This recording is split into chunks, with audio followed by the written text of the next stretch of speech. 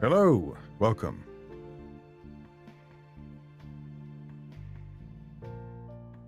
I'm Tad, or Son of Sonnet. Welcome. We are playing Detective Instinct, Farewell My Beloved.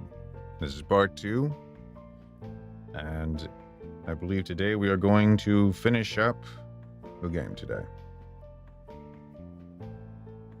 Allow me to briefly adjust the stream size here, and then we will begin.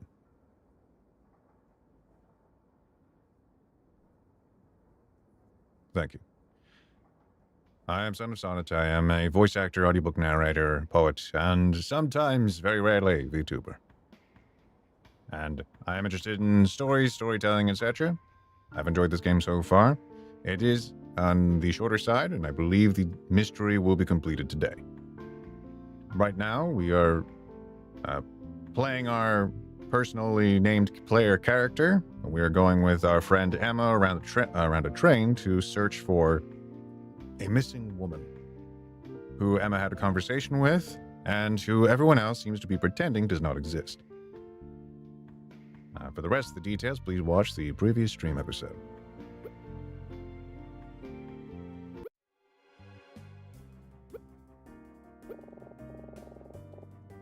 The morning the train departed, you got a glass of wine in the lounge car, right? Haven't we been over this already? Yes, I had a glass of wine that morning. A glass of Chardonnay, right? Yes, that's right. The finest they had, made with grapes straight from the fields of Burgundy. Oh, it's Burgundy now. She really can't help herself, huh? Huh. That's interesting. What is that supposed to mean?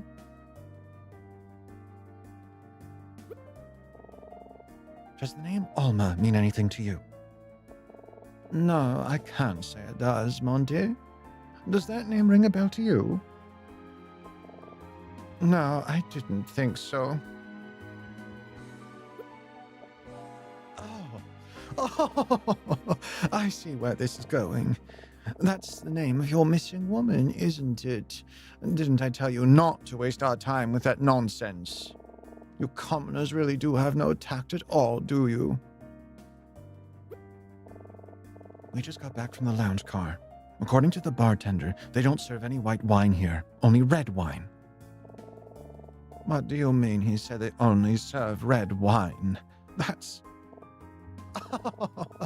completely asinine. Do you really expect me to believe a story like that? It's true. We even asked if he had Chardonnay, and he said no. I don't care what that creep told you. Maybe he ran out. That's what I ordered. Don't know what to tell you. I guess she's not going to change her story that easily. Please, enough of this. You're embarrassing yourselves.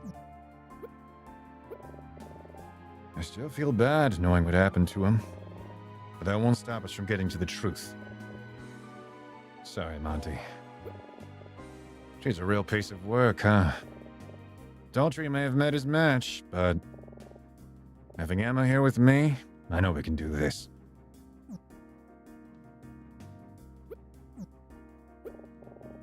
As expected, she's as tough as ever. Tad, maybe we should approach this differently. She's not going to tell us about Alma that easily. But if we start somewhere else, maybe we can bluff our way to her admitting what's really going on.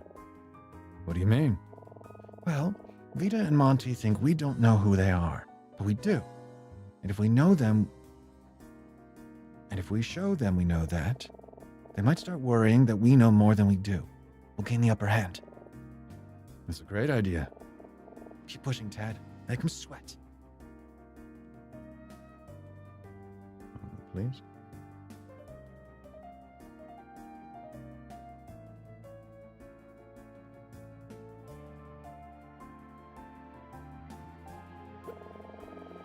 I see this. Well, this is going to be just as tedious as it was the other day, isn't it?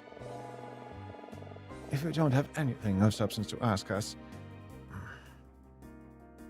I really must ask you to leave. Monty and I have a lot of packing to do, and we aren't finished yet. Don't interrupt me, child. What else could you possibly have to ask us?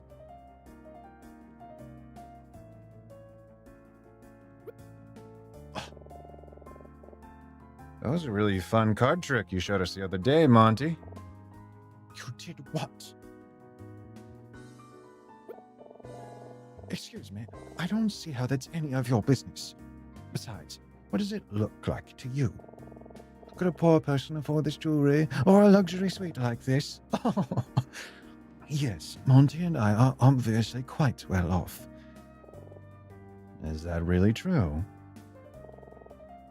What is that supposed to mean? What is this about the storage car? We found some weird items in there. The porter told us they belonged to a short man in a funny hat. Was that you, Monty?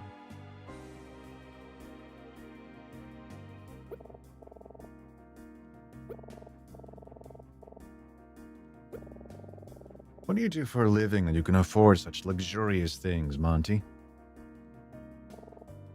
Don't answer that. Not that it could anyway, but... I'm sorry, I'm just curious is all. I'm sensing a smug satisfaction coming from you. It is most unbecoming.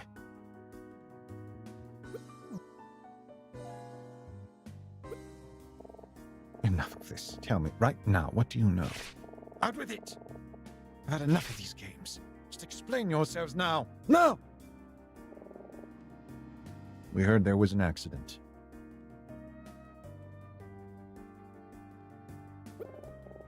You're a magician, right, Monty? Around a year ago, there was an accident during a performance. It ruined your career. The accident could have been fatal, so you gained a reputation for being irresponsible with safety. Be quiet. You lost your regular bookings, and no other venues wanted anything to do with you. I said quiet! I won't listen to you disparage my husband, you ignorant twerps! Monty is a genius, and he's a consummate professional. The accident was not his fault, and the cowards that shunned him should be ashamed of themselves. How do you know all of this anyway?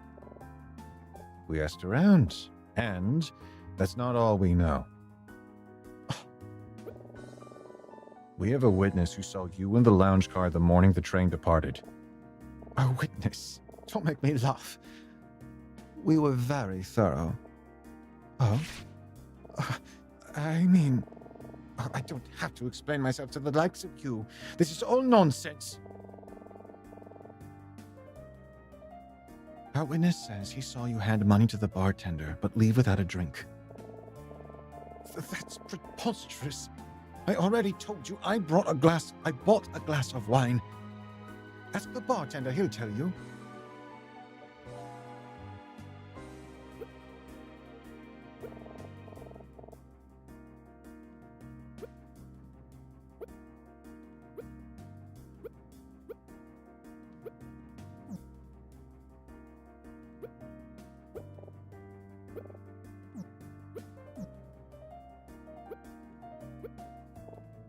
What is this?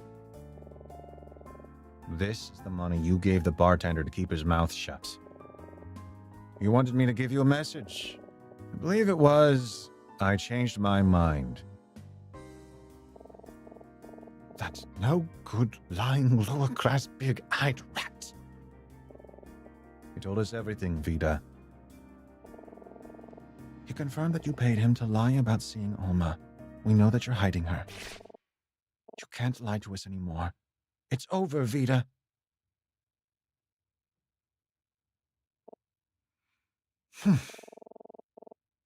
You must think you've got us all figured out, don't you? Such arrogance.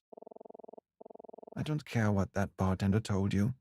You don't know a thing about me or Monty. Do you want to know who was responsible for the accident that destroyed Monty's career? Because it wasn't Monty. It was me. I was his stage manager. It was my responsibility to ensure all safety protocols were followed for my husband's shows. On that day, my performance was running late, so I skipped one of our procedures to get him on stage faster. I assumed it would be fine. It was fine every time before. I was careless. God, I could have killed him. Even though nobody was hurt, that kind of negligence should have been enough to have me arrested. But my husband took all responsibility for the incident. He claimed he was the one who demanded we go on stage without following protocol. And he refused to let me take the fall. His wife was ruined because of me. I have not rested for a single day since it happened. I have spent every waking moment trying to restore my husband's reputation, to no avail. So, when an opportunity finally presented itself, I wasn't going to let it slip by. An opportunity? There is nothing you can say that will make me jeopardize the arrangement I've made. And besides, what do you really know about it anyway? What makes you so sure your mystery woman even wants to be found?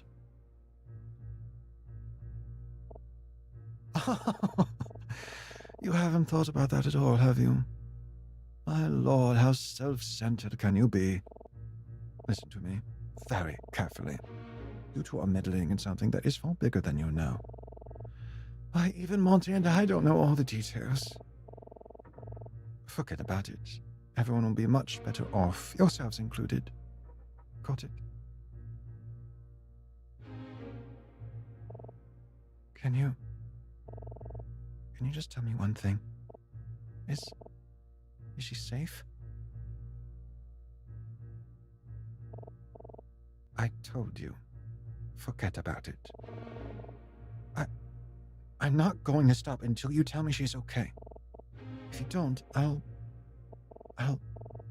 cut it out, dear. You'll do what now? I'll tell the detective everything. He'll listen to us. Oh, that dopey cop. That's all you can think to do. By all means, tell him. It won't matter, because you don't have any evidence to support this ridiculous nonsense. Evidence? That's right, dear. You've told quite a fantastic story. But as far as that detective is concerned, that's all it is. A story built on shaky testimony. The fact remains that you do not have any proof whatsoever that a woman named Alma was ever on this train. And you never will, because there is nothing to find. So what? Even without any evidence, I know Detective Daughtry will believe us. Come on, Dad. Let's go find him, quick. That won't be necessary. I have some evidence right here. Was that? That won't be necessary. I have some evidence right here. I have in my hands a wedding ring. Would I be correct in assuming you two found it here in this cabin? Professor Martin. Hugh, what are you doing? The two of you were careless enough to lose her once. And, on top of that, you failed to notice that she dropped her wedding ring in your own cabin. My students here found the ring and have been searching for its owner ever since. They've proven to be quite resourceful, even without it in their possession. Surely by now you realize there's nothing you can hide from them. Emma, Tad, I'd like you to meet me in my cabin at once. We have much to discuss. I'll be waiting for you there.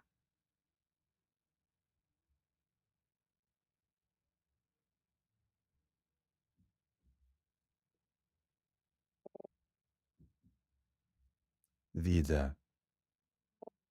Monty, you don't need to lie anymore.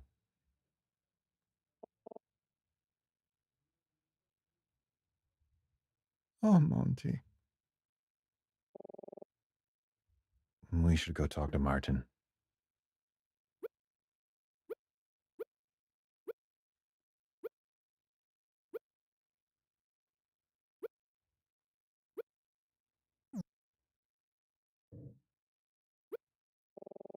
What in the world is going on here?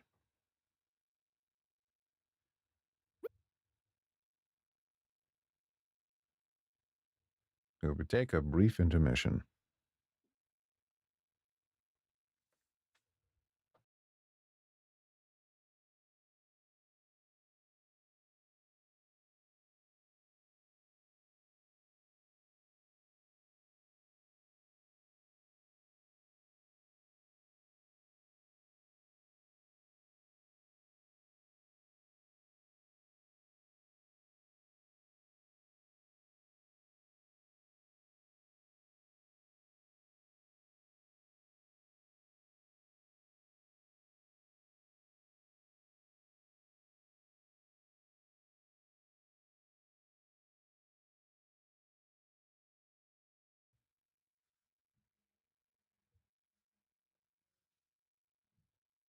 We're back.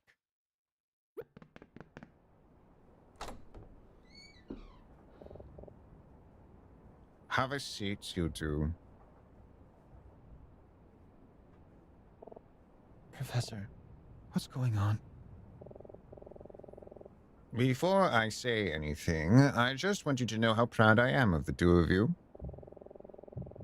For you to have come this far out of the desire to help a stranger speaks volumes about your character.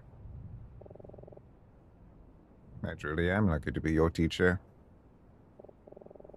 However, whether or not I am still worthy to be your teacher will be for you to decide.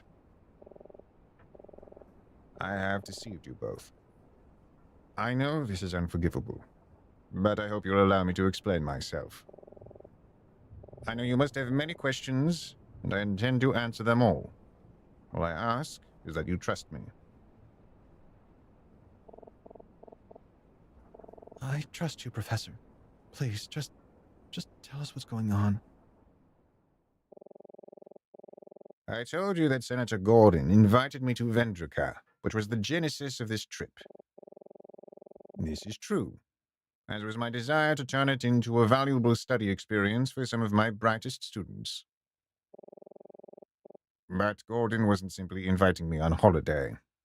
He had a request. It was about the woman you met, Alma.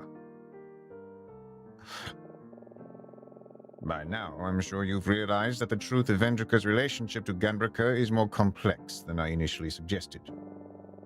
It is certainly true that Vendrica has welcomed many Ganbrikan refugees into the country, but they do not live well. It pains me to admit it, but my country has done little to integrate its growing Ganbrikan population in a way that permits them to thrive. There are those in the government that see the influx of Ganbrikan immigrants as a problem that needs to be solved by forcibly removing them from the country. Regrettably, those forces have tremendous support among the populace. As such, it is trivially easy for Ganbrikan refugees to be deported. No matter how small the infraction or how dubious the claim, the courts will almost always rule in favor of deportation for any Ganbrikan immigrant that is accused of even the most trivial of crimes. They come to this country to escape the tyranny of their home, only to end up right back where they started. It is a dreadful situation. That is awful. Yes. The woman named Alma is a Ganbrikan immigrant. Her husband committed a violent crime and was killed in the process. The police immediately went searching for her, but knowing what was likely to happen if she were found, she went into hiding. This is when Senator Gordon got involved, and when he asked for my help. Alma is not guilty of anything. However, should the police find her, she would certainly be deported. She'll be forced to fend for herself in that violent place. Senator Gordon, hearing of her plight, quickly devised a plan to get her out of the country and to set her up with a new life in London. He needed my assistance to ensure the plan was a success, and I was more than happy to oblige. What do Vita and Monty have to do with this? You may have heard from the porter that stowaways are common on these trains. In truth, many of them are Gambrican immigrants looking to escape the same fate as Alma. As such, security has gotten remarkably tight on any outgoing travel. Our luggage is very thoroughly inspected, especially oversized items that are placed in the storage cars. It is extremely difficult to smuggle someone out of Venderka, and yet, sometimes fortuitous opportunities do present themselves. I do not know how Gordon came to know that magician, but it turned out the two of them could help each other.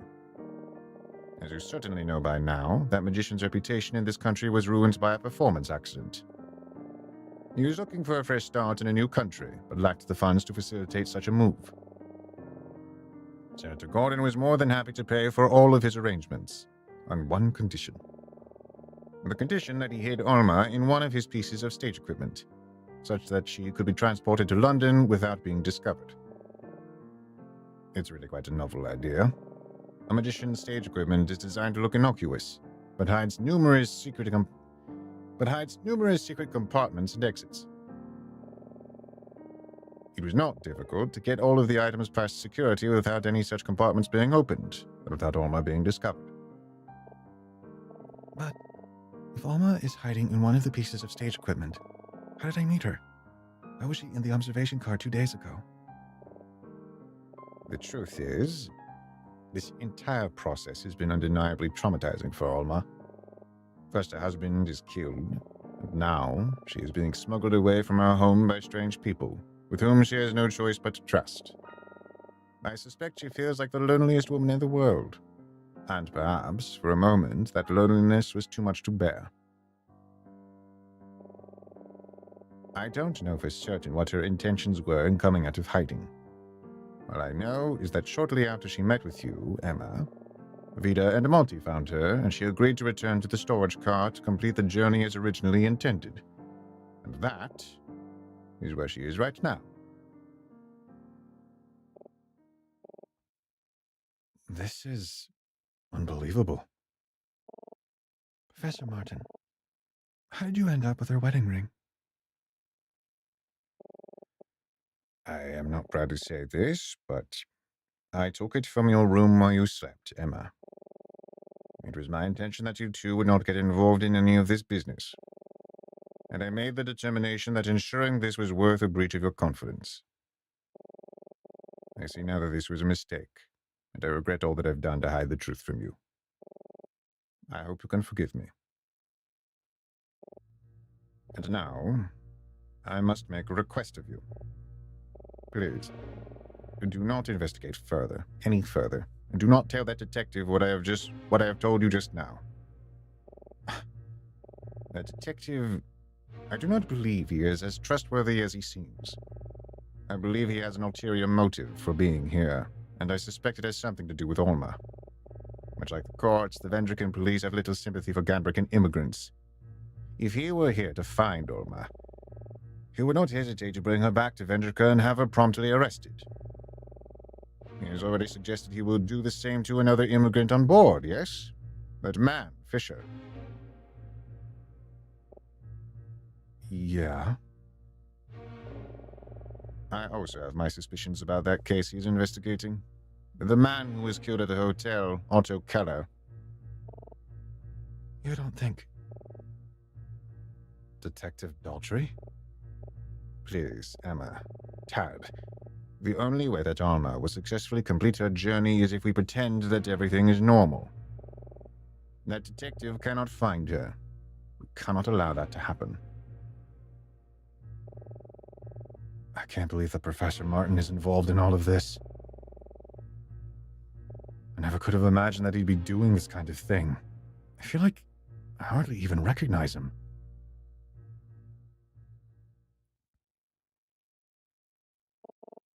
Okay, Professor.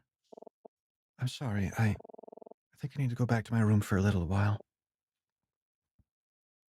I understand. Excuse me.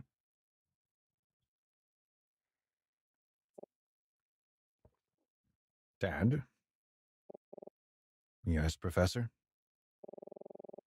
I feel I need to apologize to you personally as well. Why is that? I feel that, as your teacher, I have not given you the attention you deserve. I accepted you for this directed study program on Emma's recommendation. Without it, I likely would not have allowed you to come on this trip. It isn't that I'm unimpressed. It isn't that I was unimpressed with your writing, but you haven't been my student for long, and it was my opinion that you weren't ready for this assignment. Emma thought differently, and she convinced me. But perhaps there was a part of me that still felt you weren't ready, and that you shouldn't have joined us. I believe I may have neglected your development. But knowing what you have assisted Emma with uncovering these past few days, I am convinced that you are a man of tremendous character and intelligence. She was right. I was wrong. I hope you don't take this the wrong way. But I suspect that everything I have just told you and Emma will have come as much more of a shock to her than to you. I have taught Emma for many years. She is a brilliant student, and she most certainly thinks of me as her closest mentor.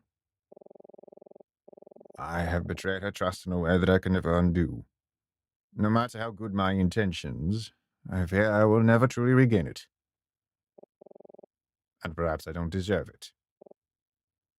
Please, look after her. Yeah, I will, Professor.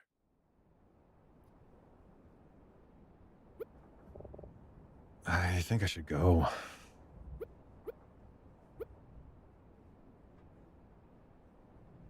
Mm.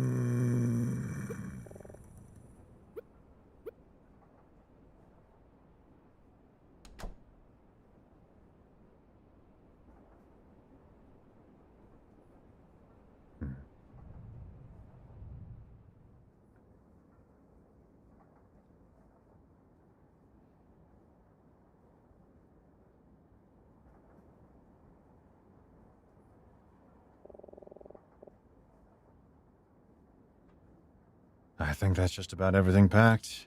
Phew. I didn't think I had that much. Perhaps I should have folded some of the clothes. Well, whatever, it's fine. We should arrive in London in just a few hours.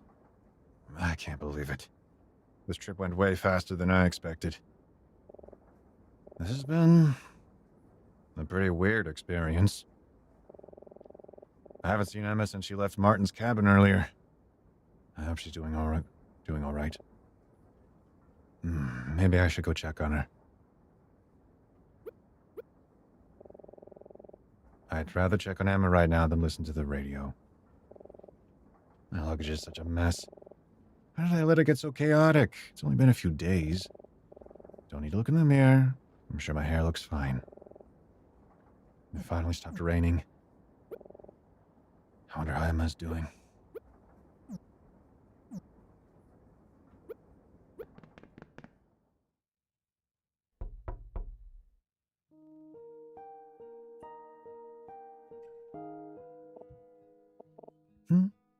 Oh, hi, Tad. Hey, Emma. How are you doing? I'm doing fine. I'm just about finished packing my things. Are you here just to check up on me? I guess so. Aw, that's very sweet of you, Tad. Thank you. Don't mention it. I just wanted to make sure you were all right after, everything. I appreciate that. It's definitely been a lot, but I'm fine, really. Feels like this trip went really quickly, doesn't it? I guess that's because neither of us has really had a break since we departed. Tell me about it. I was planning on using this time to plan my term paper, but I haven't had a single second to think about it. Oh, Tad. I'm sure you would have found a way to procrastinate on that even without my help. Yeah, probably. How about this? I think Alma's in good hands, right? We shouldn't need to worry about that anymore, so why don't we spend these next few hours relaxing? We can go to the lounge car and get a drink or something. Maybe we could brainstorm ideas for our term papers together, or talk about literally anything else. What do you say? That sounds really nice, actually. Sure, Emma. Great. Let's enjoy ourselves.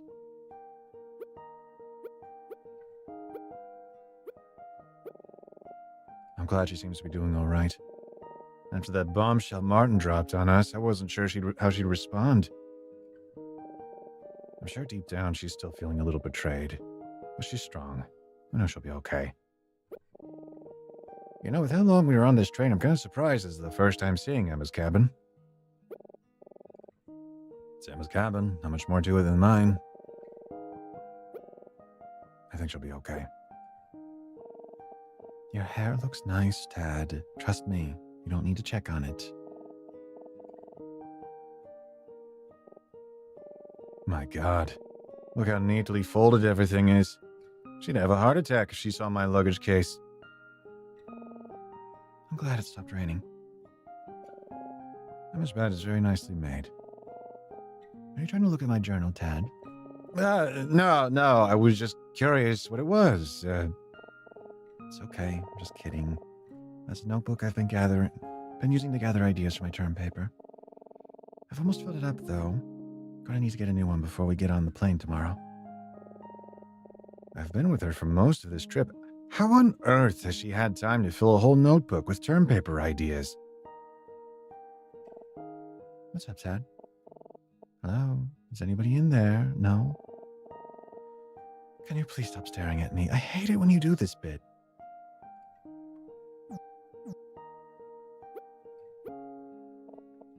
I don't know, Tad. I'm sure at some point the two of us should talk about what happened the past few days, but right now I kind of just want to relax, you know? Yeah, you're right. Now's not the time. Let's head to the lounge car when you're ready.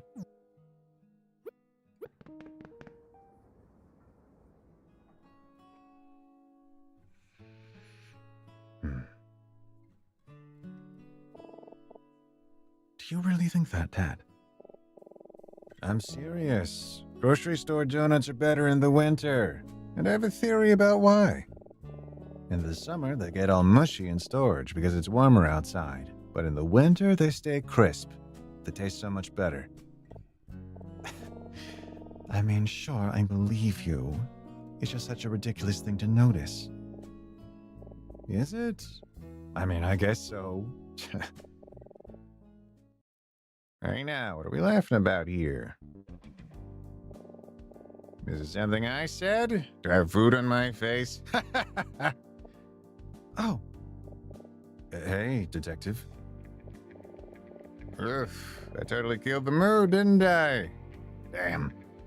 I have a habit of that. Oh no, it's okay. How are you? How am I? Well, I'm still breathing and my hair isn't falling out yet. So, all in all, I can't complain too much. My investigation appears to have been a bit of a bust, though. I'm now looking forward to facing my bosses back home and telling them I got almost nothing. How about you two? Did you end up finding your missing woman? No, we didn't. It turns out I was mistaken. Oh? Is that so? Well, darn. I was hoping at least one of us wouldn't come up short on this trip. What a bummer, right? Seems like something's on his mind. He definitely has something on his mind, but how can we ask him about it without looking suspicious? Emma, what are you thinking?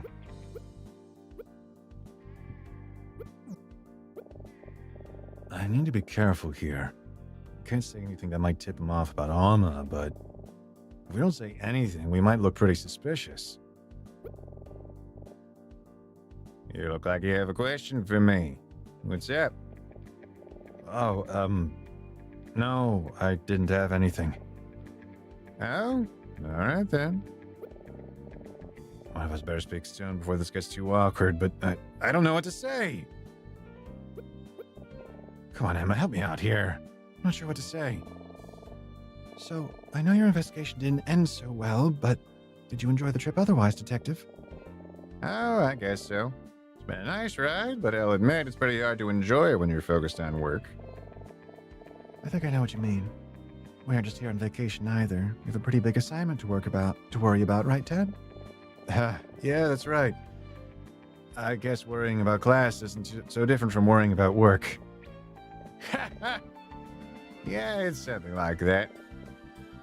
Good small talk, Emma. Honestly, it was fun playing detective for a bit, but the missing woman thing was really just an excuse to procrastinate on our papers. From now on, we're going to leave it to the professionals. Yeah. Daltrey is acting a little weird. He seemed to react to Emma bringing up the missing woman. Is it possible he already knows about Alma? That wouldn't be good. She could be in danger of being discovered.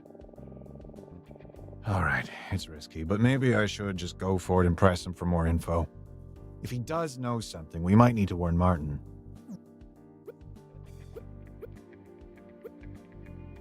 I will refrain from all my personal thoughts on the story until after we're done. Hey, detective. Is something on your mind? It's just...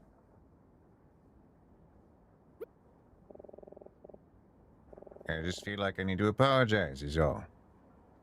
I haven't been entirely truthful with you, too. How so? The truth is, Well, it's true that I boarded this train to continue my investigation into the murders of Otto Keller and Edison Maxwell. But... Well, to be more specific, I did it because I was looking for someone. Someone that I was sure would be here. When you told me about your missing woman the other day, I didn't think much of it at first. As unlikely as it'd be, in the back of my mind, I kept wondering if maybe we were actually looking for the same person. It turned out to be nothing, of course. But in hindsight, even the smallest hunch, it might have something to do with my case, should have kept me from letting you guys get involved. Instead, I let it go. I let you go on investigating. And because I did, you wound up with a gun pointed at you. God, when I think about what might have happened if it were loaded. If it were someone other than Fisher holding it. This trip was certainly a failure for me. But it's not because I didn't find what I was looking for.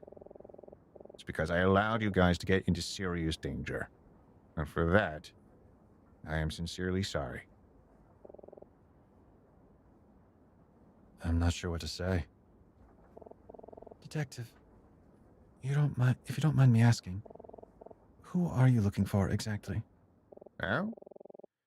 Well, all right. I guess there's no harm in telling you that now. As long as you promise not to do anything with this information, of course. We promise. Okay. The person I'm looking for is Otto Keller's wife, Alma Keller. Alma Keller. Yeah. As soon as we ID'd Otto, we found out he was married, so we had officers go to his house to talk to his wife. But she wasn't there. After I found a train schedule among Otto's belongings, it occurred to me that she might be fleeing the country. And for some reason... For some reason. So I made the impulse decision to get on board and chase that hunch. The boys back home still haven't found her, but, well, neither have I. So it looks like I was wrong. God, what a waste of time, right? Now I'm gonna go home completely empty-handed. I look like such a dope, won't I? I mean, more so than usual. Ha! What about Fisher? Fisher? I mean, you said you were going home empty-handed, but isn't he coming with you? No, Fisher isn't coming with me. When we arrive in London, he's going to stay. You're letting him stay? Listen, everything about this is against my better judgment. In fact, it might just be the most irresponsible thing I've ever done. Which is, saying something. Fisher is guilty of some serious crimes. His spying on a Vendrican senator could be considered treasonous. If he went back to Vendrica, he'd face a fate far worse than a slap on the wrist. I talked with him at length. He told me everything. And I know this may sound a bit sentimental, but I believe him. He's just a decent man who got way in over his head out of desperation. I can't in good faith condemn that man to such a horrible fate. I can sleep at night, you know? As far as you know, there was no Fisher. And everything I just told you, forget about it, okay? Yeah, sure.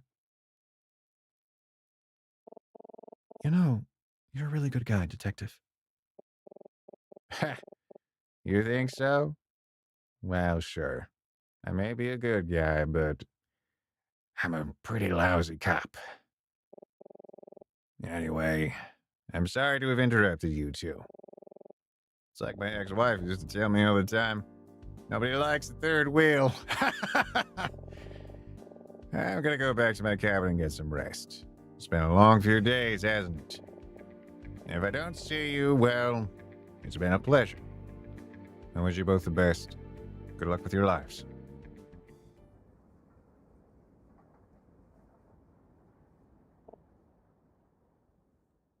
Ted? Do you think that Professor Martin was telling us the truth? I mean, I don't know. I think so. Why wouldn't he? When I left his room yesterday, I took this. The ring?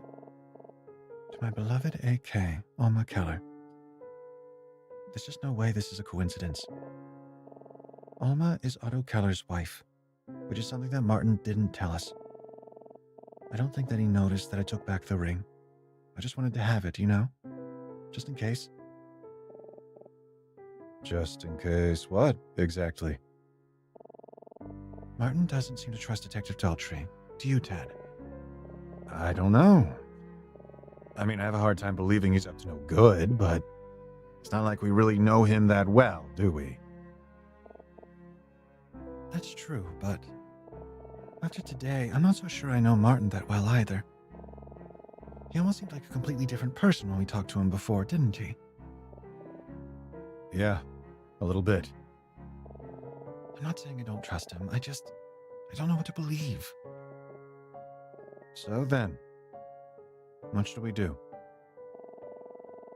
I think there's only one way for us to know for sure what's really going on, Ted. I know that Martin wouldn't want us to, but I think we should talk to Alma. Are you sure about this, Emma? I mean, we know she's in the lounge car, but we don't even know where to look, really. What would happen if someone found her? What would happen if Daltrey found her? For all we know, she could be a suspect in her husband's murder. I know, Ted, but we'll never know if we don't talk to her. This is pretty reckless, Emma. But I think deep down I know you're right. Okay, let's see if we can find her. We'll talk to her for a few minutes, clear up all of our questions, then get out of there before anyone sees us. It'll be fine. We've gotten away with more dangerous things than this already, haven't we? Yeah, just like you said. We'll be in and out in no time. Let's go, Ted.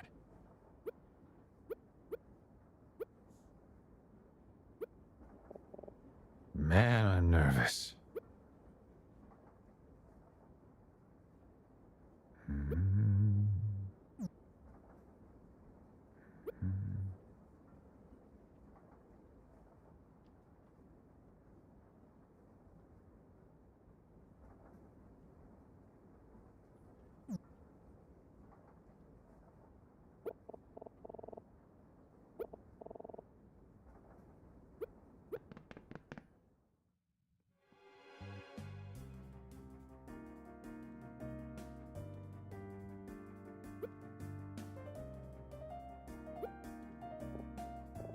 Well, this box is definitely big enough to hide a person.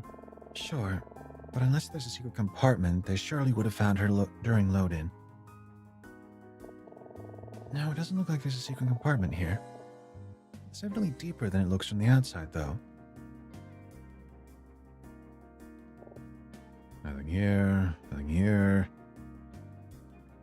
Nothing here. I mean, that's gonna be silly. Come on, Tad. She couldn't possibly fit in there. I don't know. Have you seen some of the places that magician assistants fit into? They're surprisingly limber.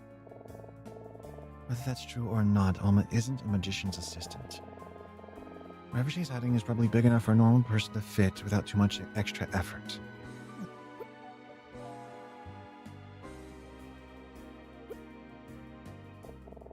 Well, she's not in the cage. We can see that pretty clearly. Yeah. But this cage is pretty big. Are we sure it isn't hiding anything? I don't know. But maybe we should inspect it more thoroughly. Tad, why don't we split up? I'll take a look at this cage. You see if you can find anything elsewhere. Sure. That works for me. Just let me know if you find something, okay?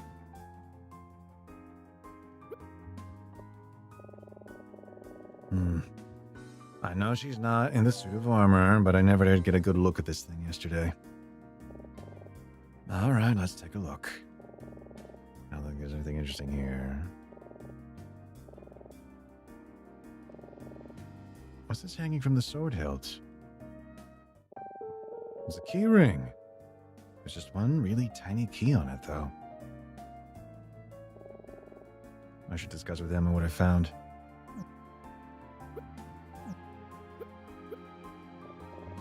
Alma, are you there?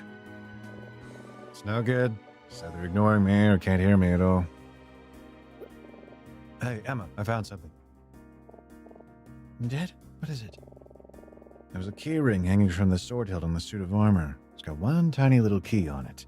Small key, huh? I wonder what it goes to. Did you find anything interesting about the cage? Well, the door to the cage is locked, but not with a key. The door has a 4-digit combination lock, so unless we can figure out the numbers, we're not gonna get inside. Why would Vita and Monty want to lock the door to an empty cage?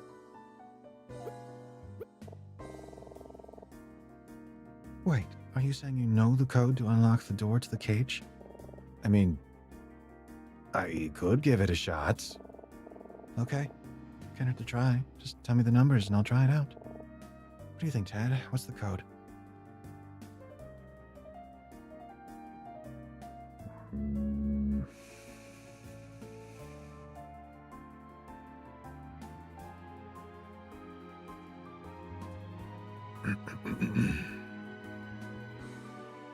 Four-digit code. There was...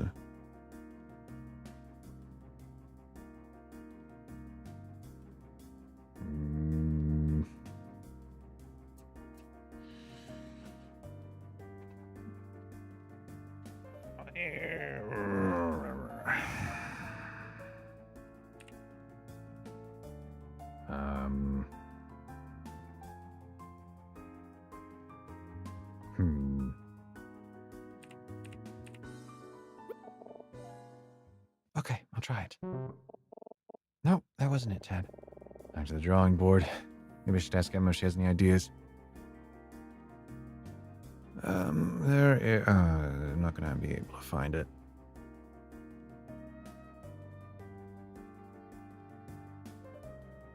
One second. E.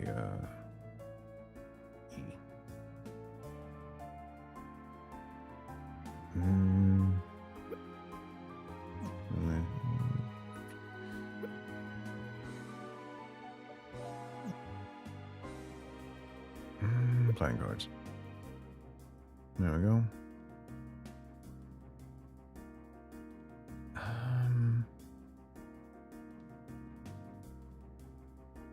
Let's try it.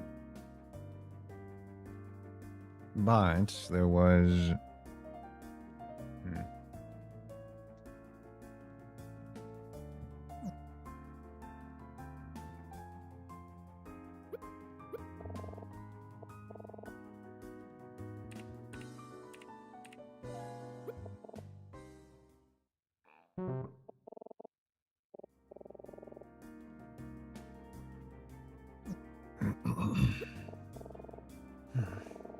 just thought of something. Do you remember what we overheard Vita telling Monty about earlier? Ace, king, queen, jack, in that order. What do you think she was talking about? I don't know. Maybe Vita was trying to teach Monty something about poker. Ace, king, queen, jack. Could this have something to do with where they hid Alma? I don't know. It seems like a long shot. Long shot. But maybe we should review our notes just to be sure. Yeah, this is what I was looking for right now. Right. Okay, so ace of hearts, how about this? Ace is 3. Okay, so 3, ace, king of spades, 3 8s, and then queen of diamonds, 5. Okay. So 3 8 5 2. Yep, 3 8 5 2.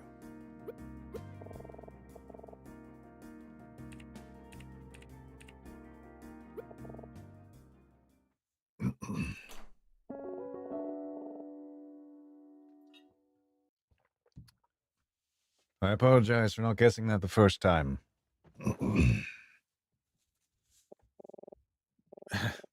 There's nothing special. Just a simple bit of deduction. Comes quite naturally to me, if I'm being honest. Forget it. I'm sorry I asked. A good job. Now, the cage.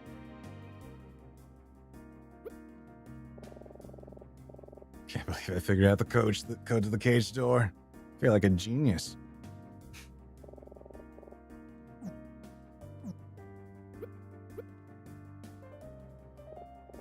All right, let's look around. I don't see anything unusual about the floor. Yeah, me neither. The door's locked with a combination, but we took care of that already. So don't worry, Tad. We can't get locked in. That's a relief. But it still feels weird standing in a cage. Do you see anything in the ceiling? No, I don't think so. There's definitely more room up there than it looks like on the outside, though. I wonder if that's true of the floor, too. Just seems like a normal floor to me. The gaps between these bars seems just too narrow to squeeze through. At least I can't. Maybe you could. No, I don't think so. But it's close. It's no use, Tad. She's too well hidden. Ah, how can this be? It feels like we've been pretty thorough. I guess we needed to be well hidden enough. She needed to be well hidden enough for train security not to find her during inspection. Maybe we never really stood a chance. Oh, Alma, where are you?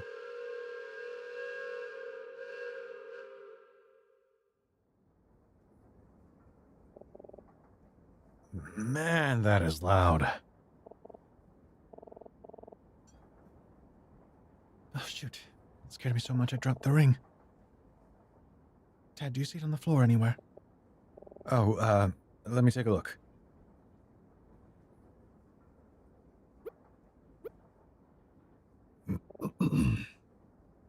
I found it. Wait. What is this on the floor next to the ring? I think it's a tiny hole. Looks like it might be connected to a latch of some kind. Tad, you don't think... I have to try it.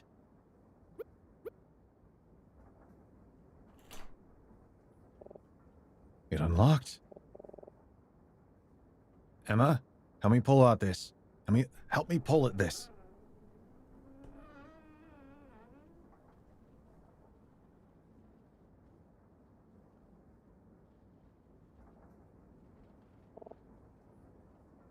Alma. It's her. It's really her. Alma! Alma, can you hear me? Alma, it's Emma. It's me, Emma. Please, Alma, wake up.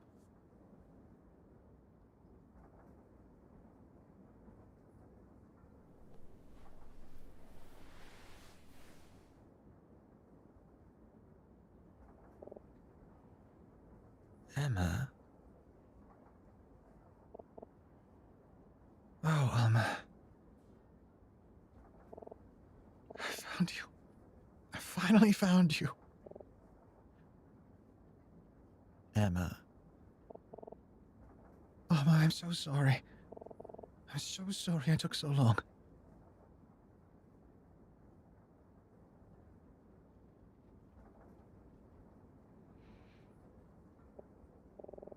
I don't know what to say.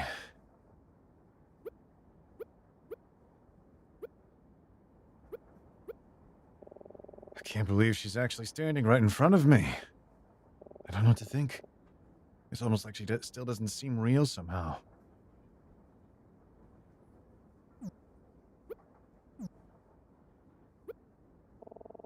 It's nice to see you again, Alma. It's nice to see you too, Emma. I'm sorry that I missed our lunch. How did you find me? We've been looking for you for almost 3 days, ever since Emma told me you went missing. I'm Tad, by the way, Emma's friend. It's nice to meet you, Tad. Emma told me a lot about you. She did?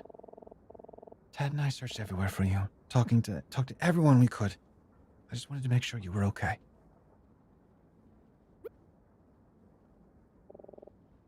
You went through all that for me. I'm sorry to have put you through so much trouble. It's okay, Alma. We're just happy to see that you're okay. So you know who I am.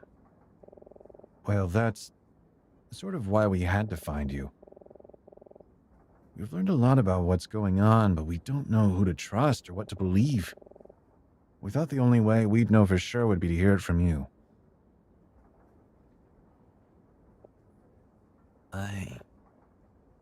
I can't tell you.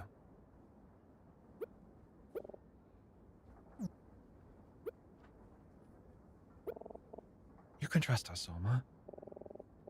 It isn't that I don't trust you. It's that if I tell you anything, he might. He? I understand, Alma. If you don't want to tell us, it's okay. But nobody knows we're here. We shouldn't be in any danger. We just want to know the truth.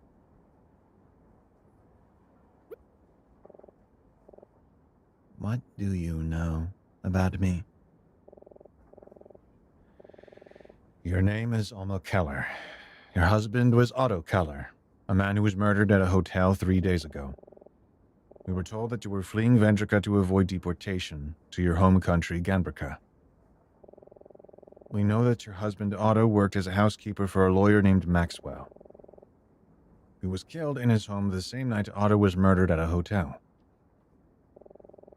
And we know that Maxwell was using another Ganbrican immigrant to spy on a Vendrican senator named Gordon. There's a detective on board who is looking for you. He's currently investigating Otto and Maxwell's murder. We're not sure how all of these things are connected, but that's about everything we know.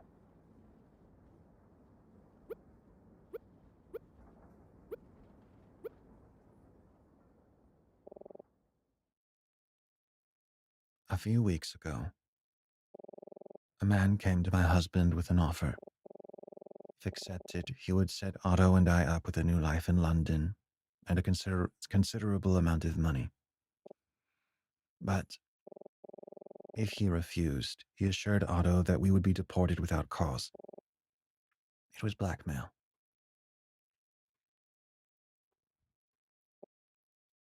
He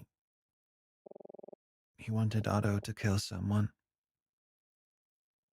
He wanted him to kill that lawyer, Maxwell. That man. That horrible man. Who was he? He never told us his name, but he was...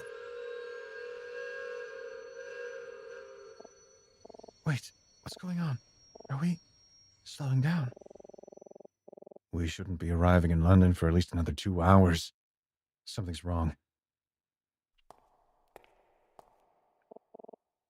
Alma, what's wrong?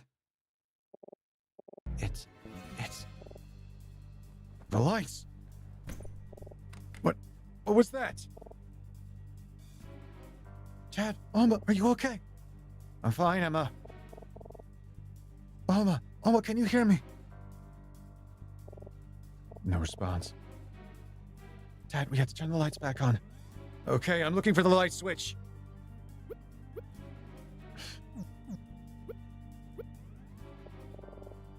I have no idea where I am. I need to feel around for something, anything to get my bearings. Okay, I think that's the cage. If I can work my way to where we came in, maybe I can find a switch by the door. It's hopeless. I have no idea what I'm doing. How am I supposed to find... Wait, what's this? I think I found it.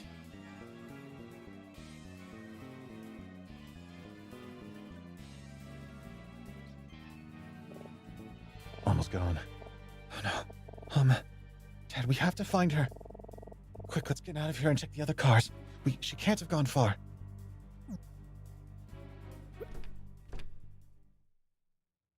Huh? Emma, I can't get this door open. It won't budge. What? Oh no. The other door is stuck too. Hey! Can anybody hear me? We're trapped in here! Hey! Damn.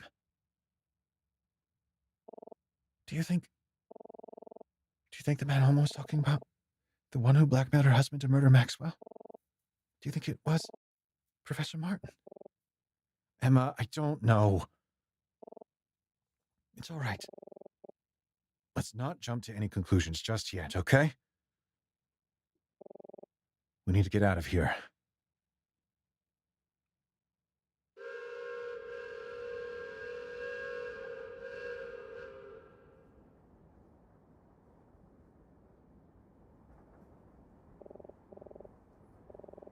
We're moving again. How long has it been?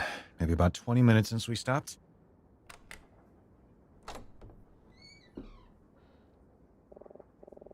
It's the porter. He got the door open. Huh?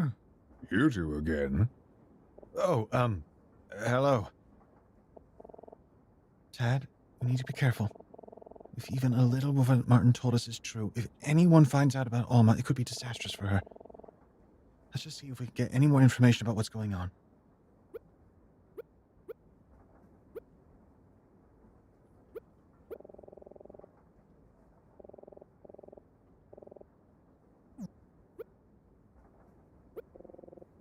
Say, what are you two doing in here anyway? We were just looking through some of our luggage when the train stopped. We tried to leave, but the doors wouldn't open. Well, yeah, that makes sense considering they were locked. They were locked? Hmm? A tad strange. Of course, the front door leads to the engine, and that's always locked for passengers, but the back should have been open. Jeez. Sure, I'm glad I came in here to check. You two might have been stuck until the end of the ride. Who locked us in here? Get a load of this. You want to know why we stopped? Some joker pulled the emergency brake. Nobody saw who did it, and we have no idea why they did. People think they're so funny pulling a stunt like that, but it's more dangerous than they think. The emergency brakes apply so much force that they can easily damage the tracks and even the train itself. That's why they're for emergencies only. And when I find the guy who did this, well, you better believe I'm gonna let him have it. The back door was locked for some reason. Hey, has anything unusual happened since the train stopped? Unusual? No, I wouldn't say so. Most of us train personnel were investigating the brake situation to make sure it was safe to start moving again. We didn't uncover anything unordinary. Some passengers were a bit irate about it, but I'd say everything's back to normal now. We should arrive in London in just about 2 hours. What happened to Alma? So, someone pulled the emergency stop. Then someone cut the lights to the storage car and locked us in here. And somehow, in the middle of all this, Alma disappeared.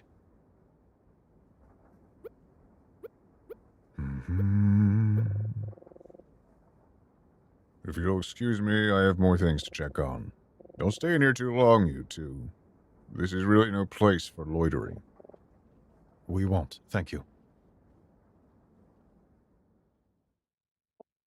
Ted, I'm getting such a terrible feeling. Me too. What should we do? We need to talk to Professor Martin. We need him to tell us the whole truth. And if there's anyone who might know what happened to Alma, it's him.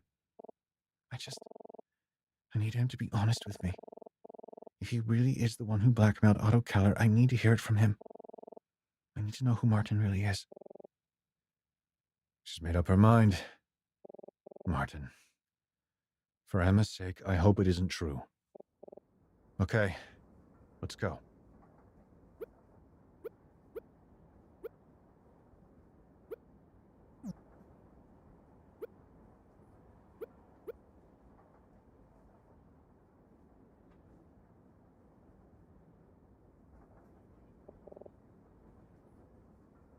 Oh, hey, you two! Detective Daltrey. What's he doing outside Martin's cabin? Jeez, you two look like you've seen a ghost. Are you alright? Yeah, we're okay. Are you here to see Professor Martin again? Hmm? Yeah, your professor came to see me a little while ago and asked if I could meet him in his cabin around this time. It was just before the train stopped. He said he had something he wanted to talk with me about. Do you have any idea what it was? No, he didn't say. But he probably just wants to follow up on our last conversation. Whatever it is, I'm sure he wouldn't mind you guys being around for it. Why don't we visit him together?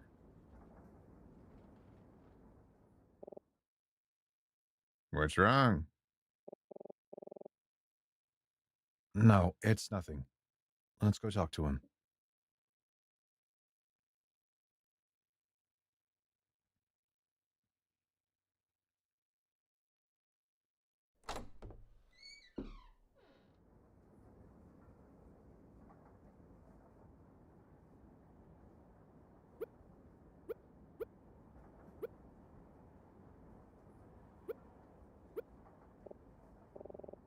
What?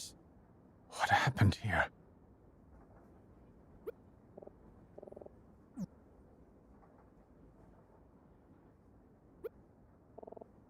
Professor Martin. Is he? My God.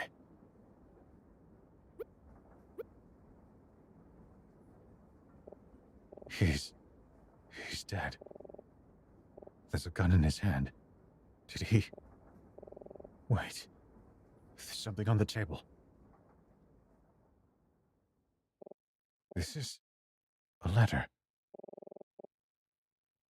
It's addressed to you and me, Emma. What does it say?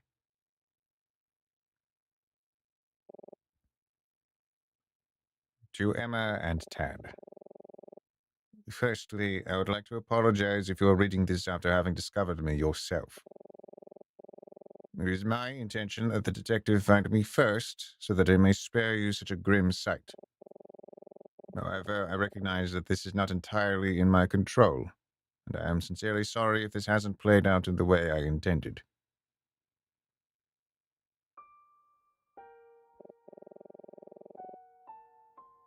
By now, it has become clear to me that my secrets cannot stay hidden for much longer.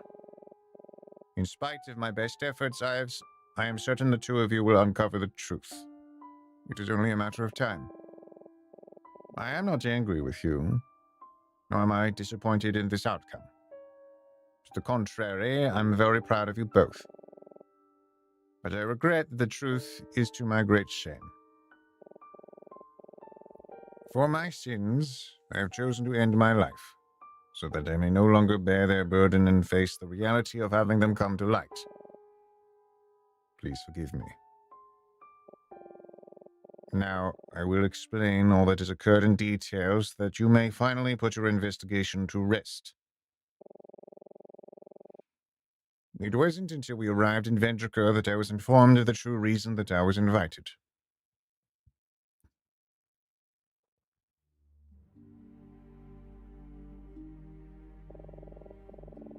When I first met with Senator Gordon, he informed me that a lawyer named Maxwell had discovered a very dangerous secret. If the secret were publicly revealed, the results would have been very undesirable.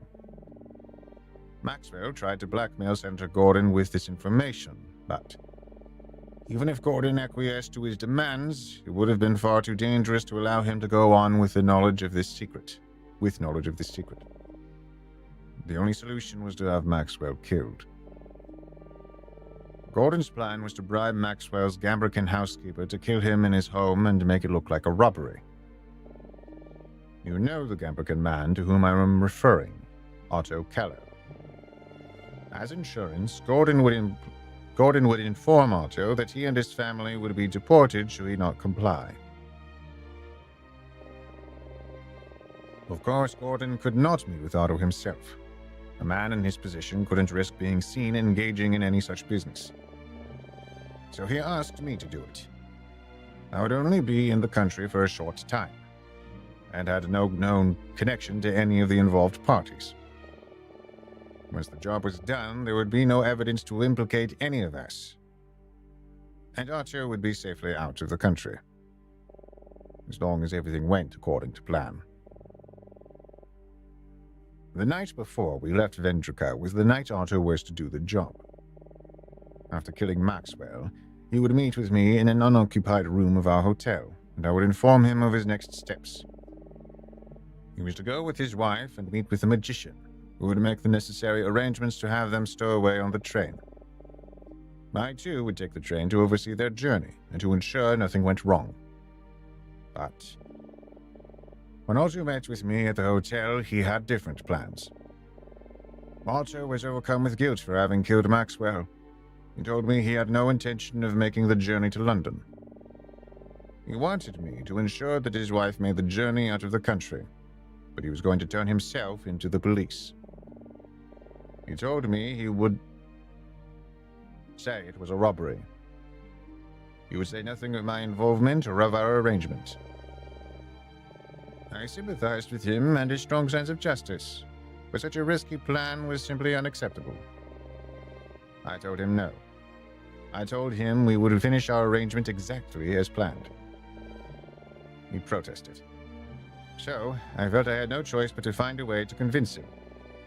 I told him that if he didn't comply, I'd have his wife deported at once. I told him that she would never see freedom again. He became angry. He began to argue. Then became violent. I didn't want to hurt him, but I panicked as he approached me, and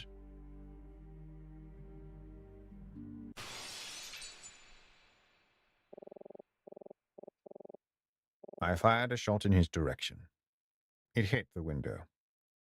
Startled, he lost his balance and fell through the shattered glass.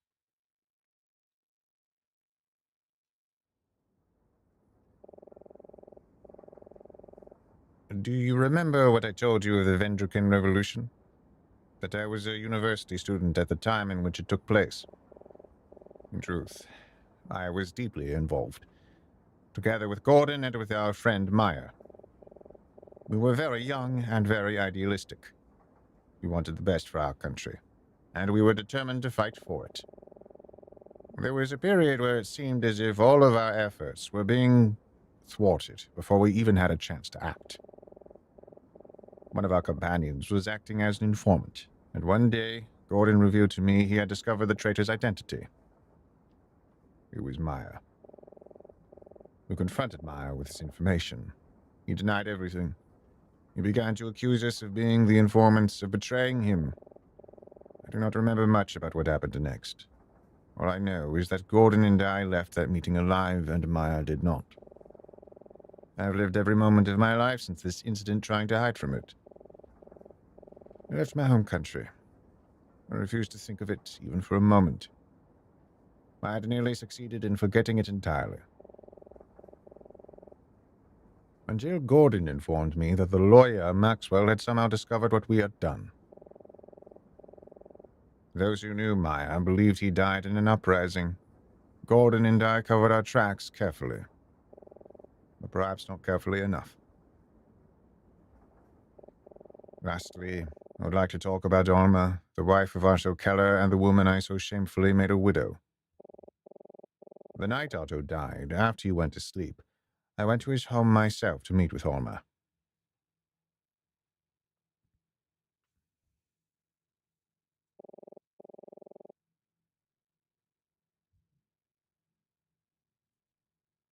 I'm sorry this happened, but we still must go through with the plan. I don't know if I can. I'm afraid you don't have a choice. You must be on the train tomorrow. If you aren't, I don't want you to die too. Please.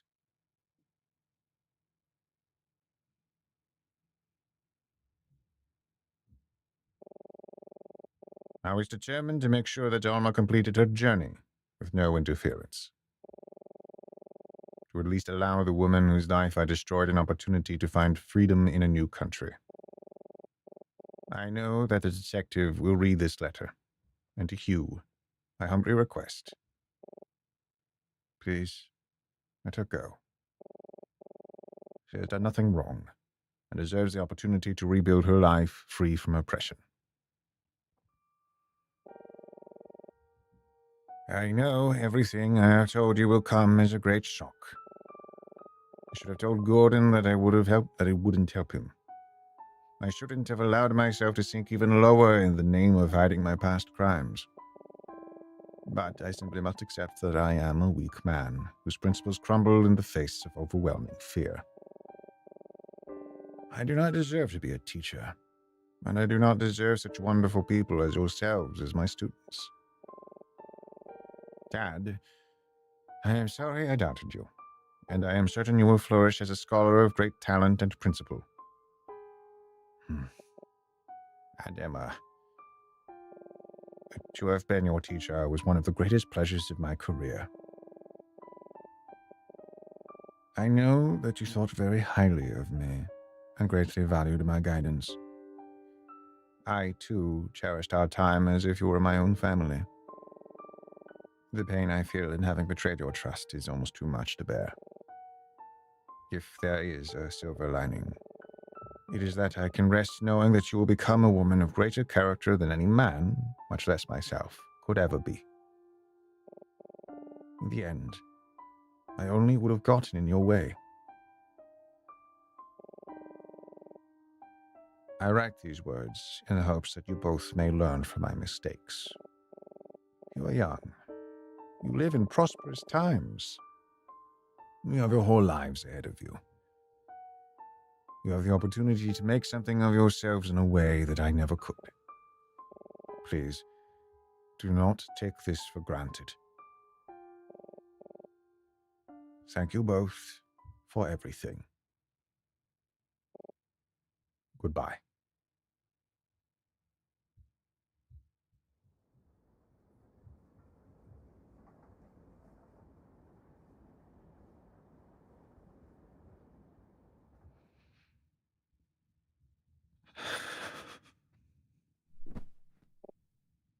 Emma!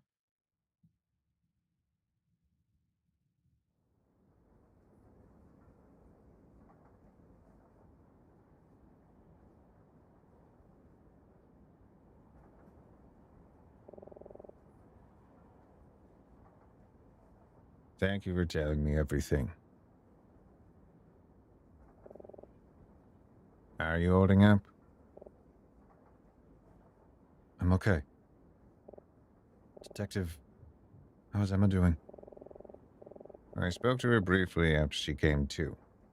She told me she was okay and that she wanted some time alone to think. I can tell she's a pretty tough girl. I know she'll make it through this, but deep down, it's clear she's really hurting. Don't worry, though. I'll keep an eye on her until we arrive. Thank you. You're a good kid, you know that? Trust me, I'm a good judge of character. I get the feeling that when she's ready for a shoulder to cry on, you'll be there for her. What about Alma? Have you found her yet?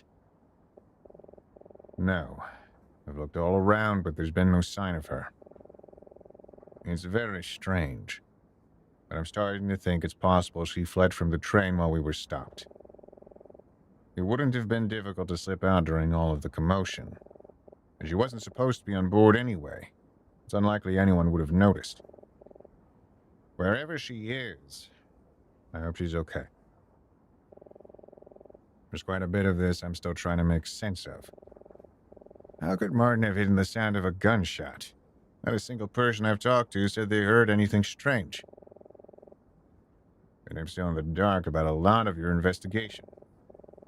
If you don't mind, can we discuss some of the details? Maybe it'll help me piece some things together. Jeez. Where do I start?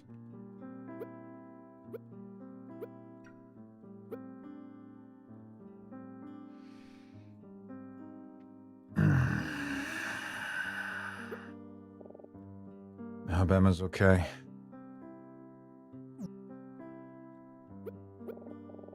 A few hours ago, I didn't know who we could trust.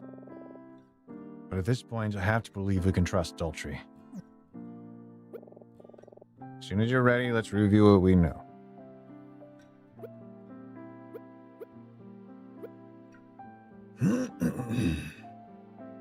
Okay.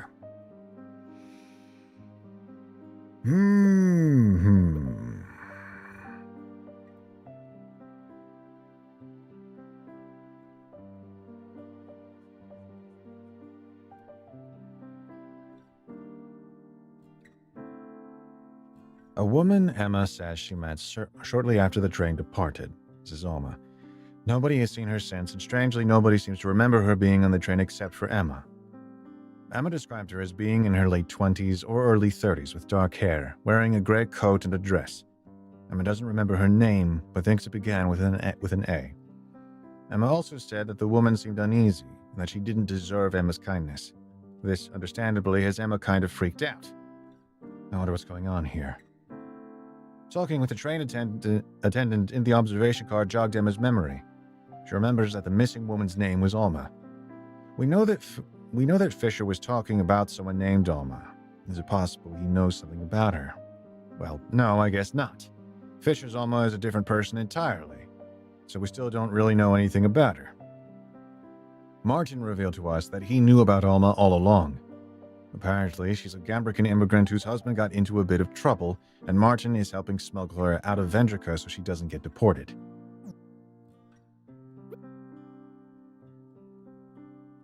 Daltrey, a police detective.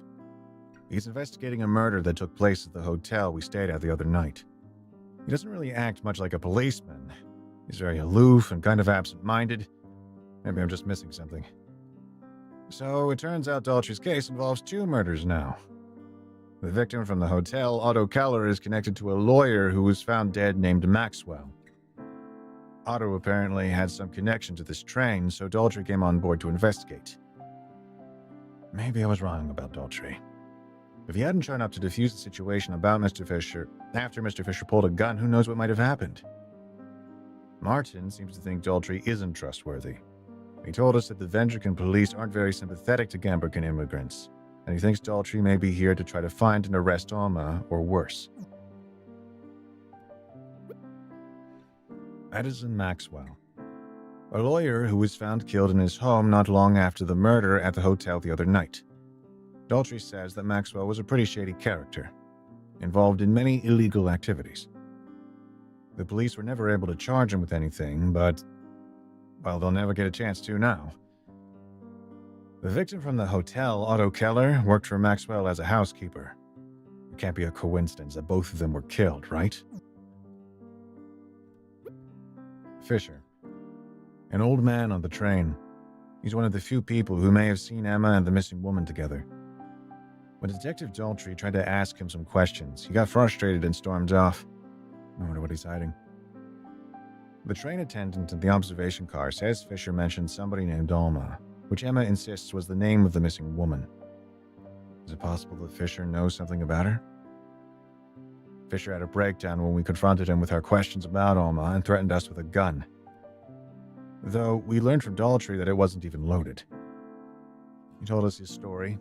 He's a Gambican immigrant living in Vendrica, trying to make ends meet but struggling.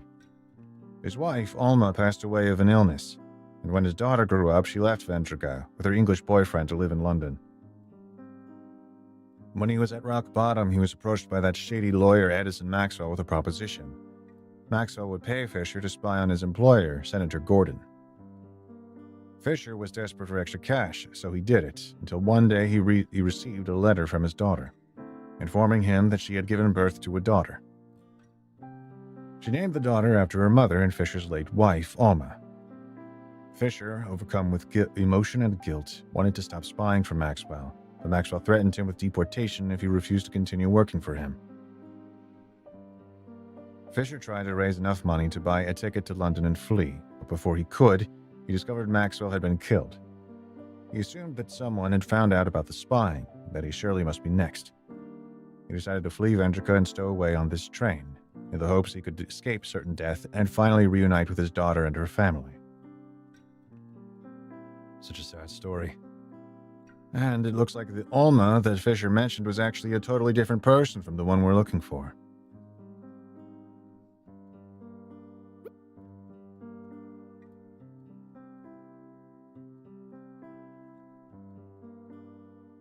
Martin. Mine and Emma's professor. He's leading this directed study trip to Vendrica.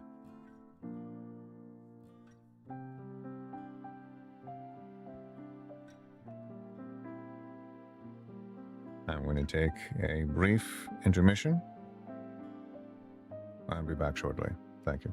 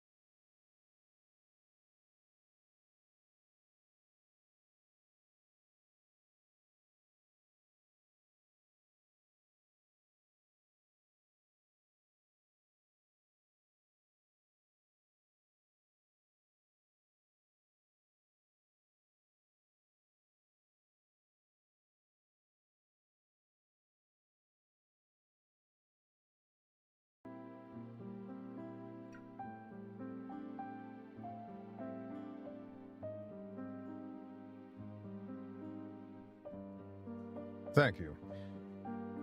I wanted to take a brief water break. For the sake of ceremony, I'm going over all of the notes that we have about various things before we do what is the final review for the whole game.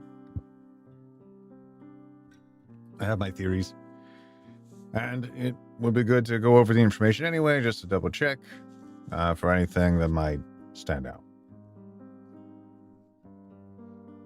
Martin. Mine and Emma's professor. He's leading this directed study trip to Vendrica. Martin is originally from Vendrica, but moved out west following the Vendrican Revolution about 40 years ago, eventually landing in America as an English literature professor. He has a reputation for being very strict and demanding. A lot of students take it as a personal challenge to try to impress him with their writing, but very few actually do. Emma's one of them, and I'm trying to be another. I haven't known him for very long, but Emma has studied with him for a couple of years. She swears by him, and I get the sense that he really values her as a pupil, but me? Not so much. Martin opened up to us about his past history. He was a college student during the Vtuber Revolution. One of his friends, Meyer, lost his life in the conflict. Based on what Emma has told me, Martin is a very private person and doesn't talk about himself or his past much. I'm not surprised, given how difficult it must have been for him in those days. Still, I wonder if he is or was ever married, or if he has any kids. My guess is no. He seems like a bit of a loner to me. Alright, I need to see if I have this straight. So, Martin is helping his friend, Senator Gordon, smuggle a Gambrican immigrant named Alma out of Vtuber. The whole time Emma and I were trying to find her, Martin knew what was going on all along. I just can't believe Martin was hiding this from us the whole time. It's like there's a whole other side to him that we knew nothing about. Who is he, really?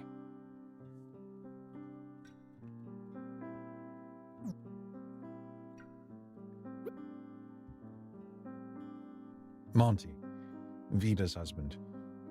He's traveling in one of the most expensive cabins on the train.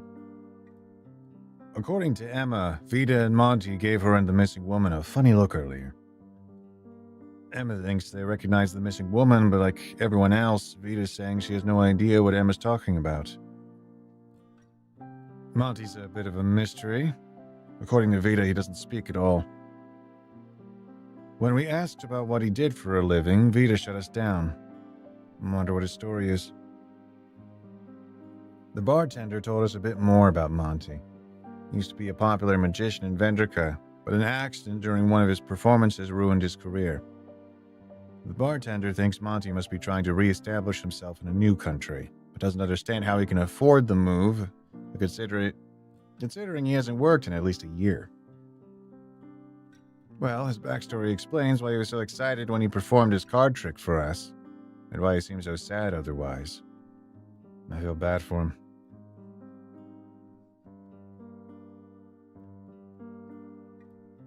We learned that the accident that ruined Monty's career wasn't his fault, but Vita's.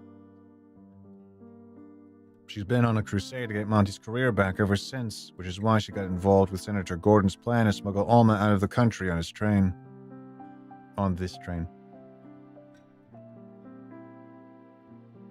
Gordon offered to pay for their travel if they agreed to hide Alma and some of Monty's stage equipment. After Martin left their cabin earlier, Monty actually spoke to Vita, telling her that she doesn't have to lie anymore. I wonder if Monty even wanted to go along with Vita's scheme in the first place.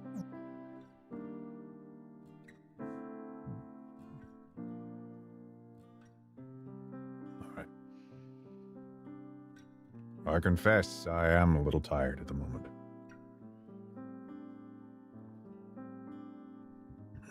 My mouth is dry.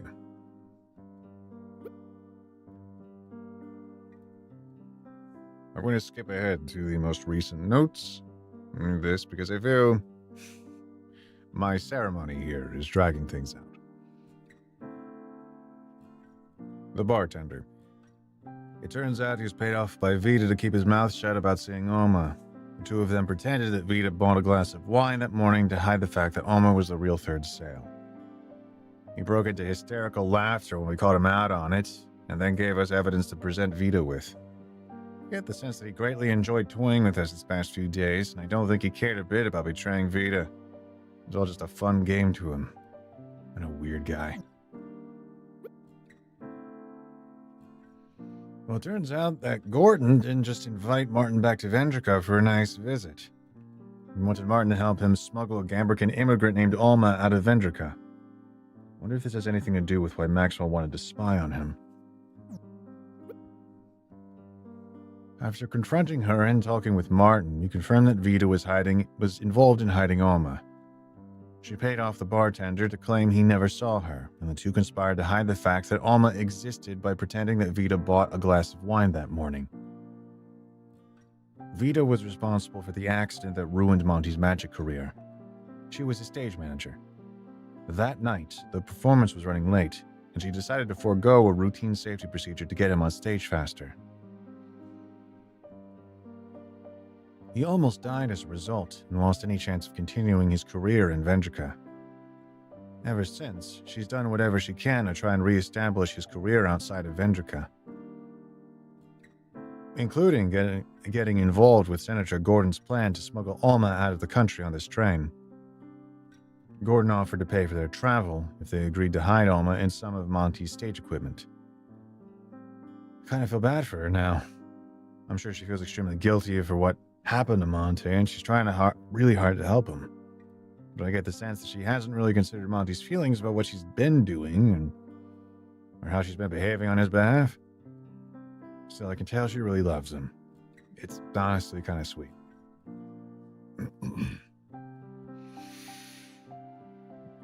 As a note, as an aside. With some theater experience, as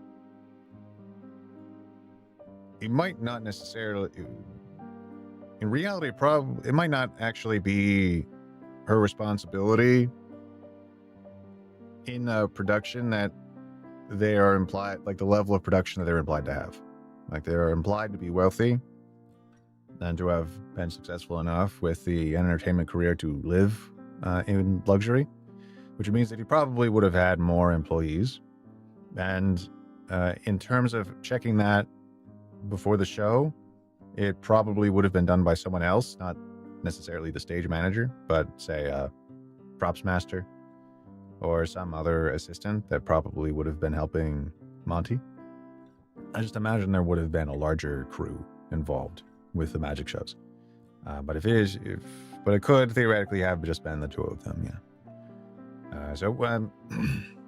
It's not necessarily a flaw. It's just theoretically, I kind of assume it's more like with the stage manager. There's a stage manager, but I'm kind of used to having like the stage manager in a whole separate box and up in the shadows, as it were, and then kind of calming the stage manager assistants on the left and right wings of the stage and everything. But yeah, don't forego safety checks. It is absolutely crucial to never do that. At any rate, don't worry about my observation there. It's really nothing.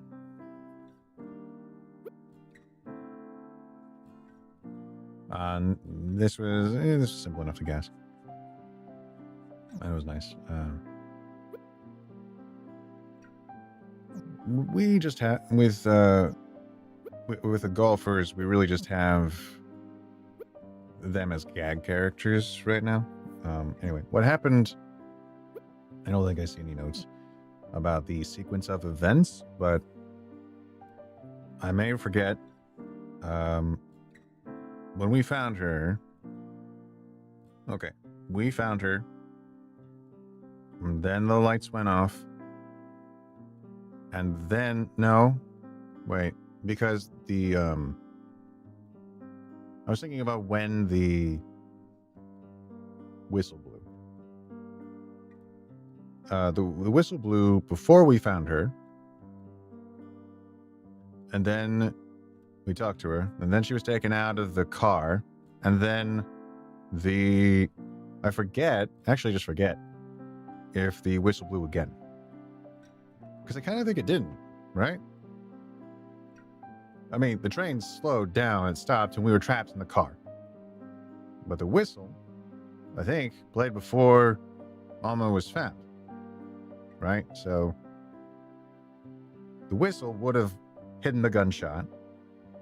As an aside, I don't think it was really detailed as to why no one heard the gunshot in the beginning of the game.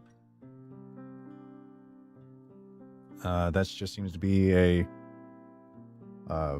something absent, some kind of hole in the story we don't have an explanation for. We just know that our protagonist is a heavy sleeper, But otherwise, no one spoke at all about a gunshot. But we know that the gunshot did happen, that a bullet was found. And I believe it seems implied by the art that the man was shot out the window.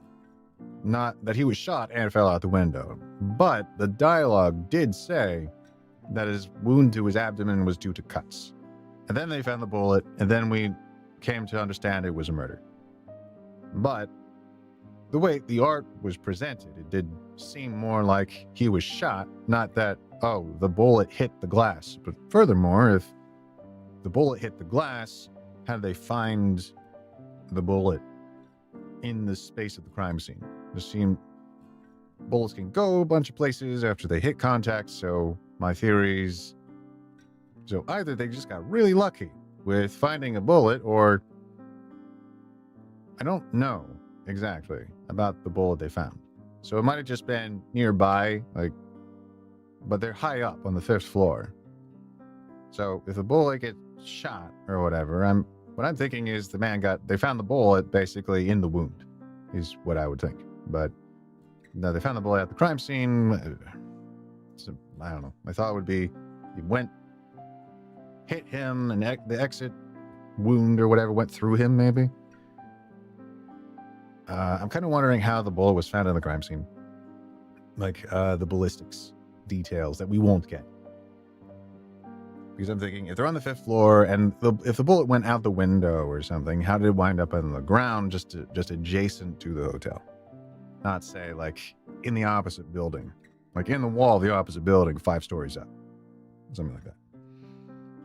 May not be important. I don't think it is, but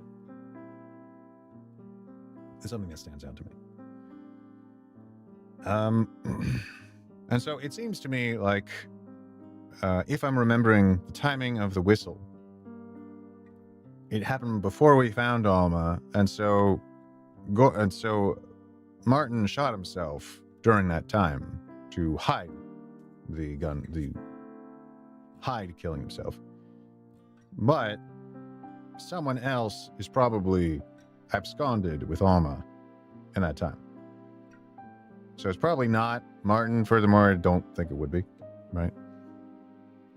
And right now we have resolved multiple characters in the story who are as to who's suspicious,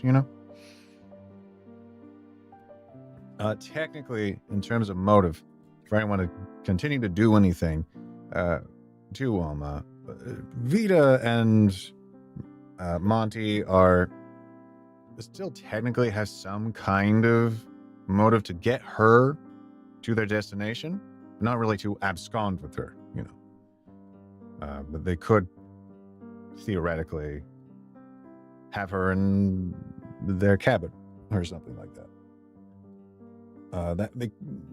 Not currently right now, probably not, but that would have been something they could have tried to do. But it seems more like someone hit the emergency brake so that they could get off the train. Most likely. And to be honest, since we resolved plot lines with the bartender, I think we might be in for a bit of a twist ending, where the jokey golfers, Dennis and what's his name, and Palmer, might actually wind up being secret henchmen, like secret villains of sorts. We could suppose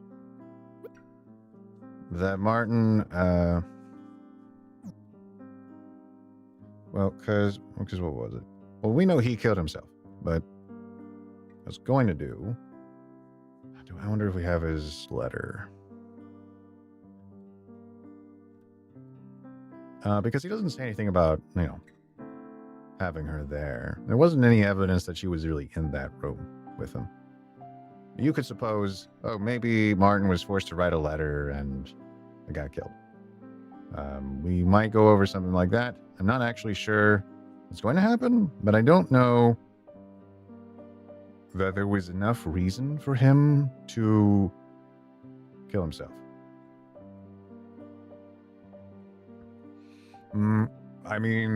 He can just do this out of guilt. I'm not saying he It's not a possibility, but what is the impetus of it?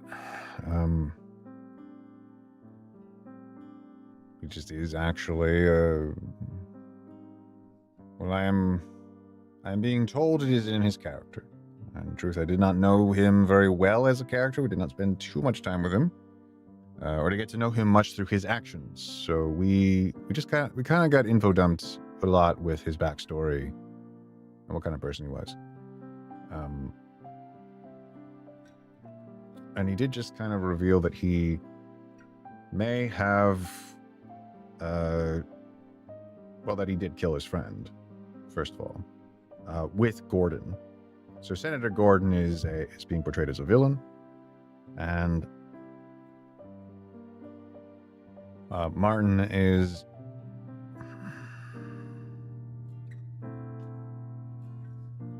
as well. One moment, please.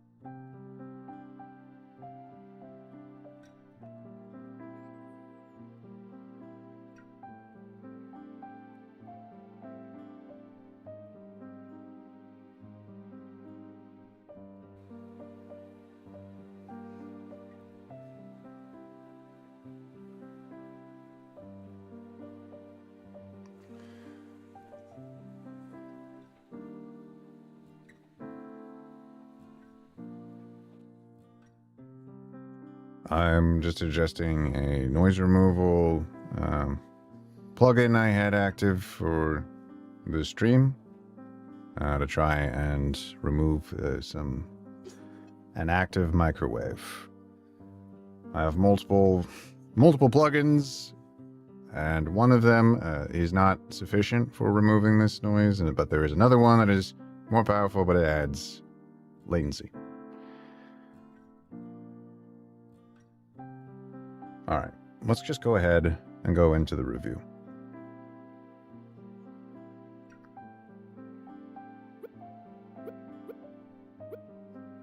Because I'm partly curious if there will be more than one ending, if I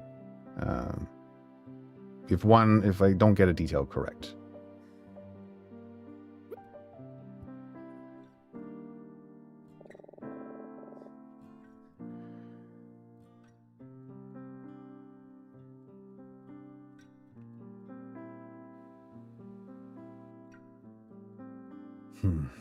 All right, 1 second.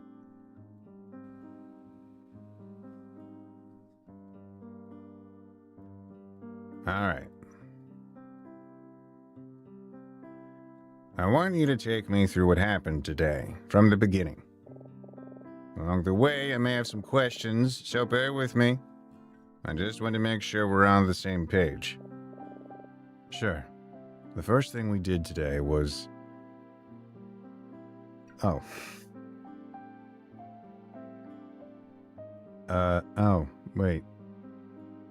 I don't remember. I went to,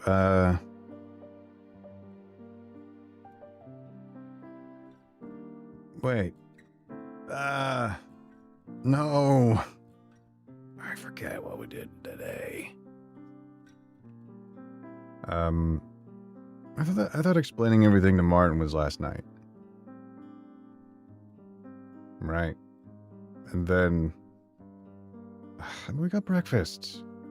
No, because when we talked to Martin, and Martin said that Dulce was not trustworthy, and then we ran into Dulce pretty much as soon as we got food. Right? So we explained everything to Martin. We talked to Martin. After what happened with Mr. Fisher last night, Emma wanted his advice. I see. Do you have any suspicions about him at that point? At this point? No, not really. There was just one thing. We knew that Martin was friends with Senator Gordon, and that Gordon was the one who invited Martin to visit Vendrica. That's where the idea for this study trip came from in the first place, but when we heard Mr. Fisher was spying on Senator Gordon, we didn't really know what to make of it. If only I'd learned the connection between Martin and Gordon sooner. Before we left, Martin told us to be careful, and that he'd rather us not get involved in anything. I suspect at this point he knew it was only a matter of time before you found out his secret. After that, we decided to go find Mr. Fisher. Fisher? You know, why were you two interested in him in the first place? Well, that's because...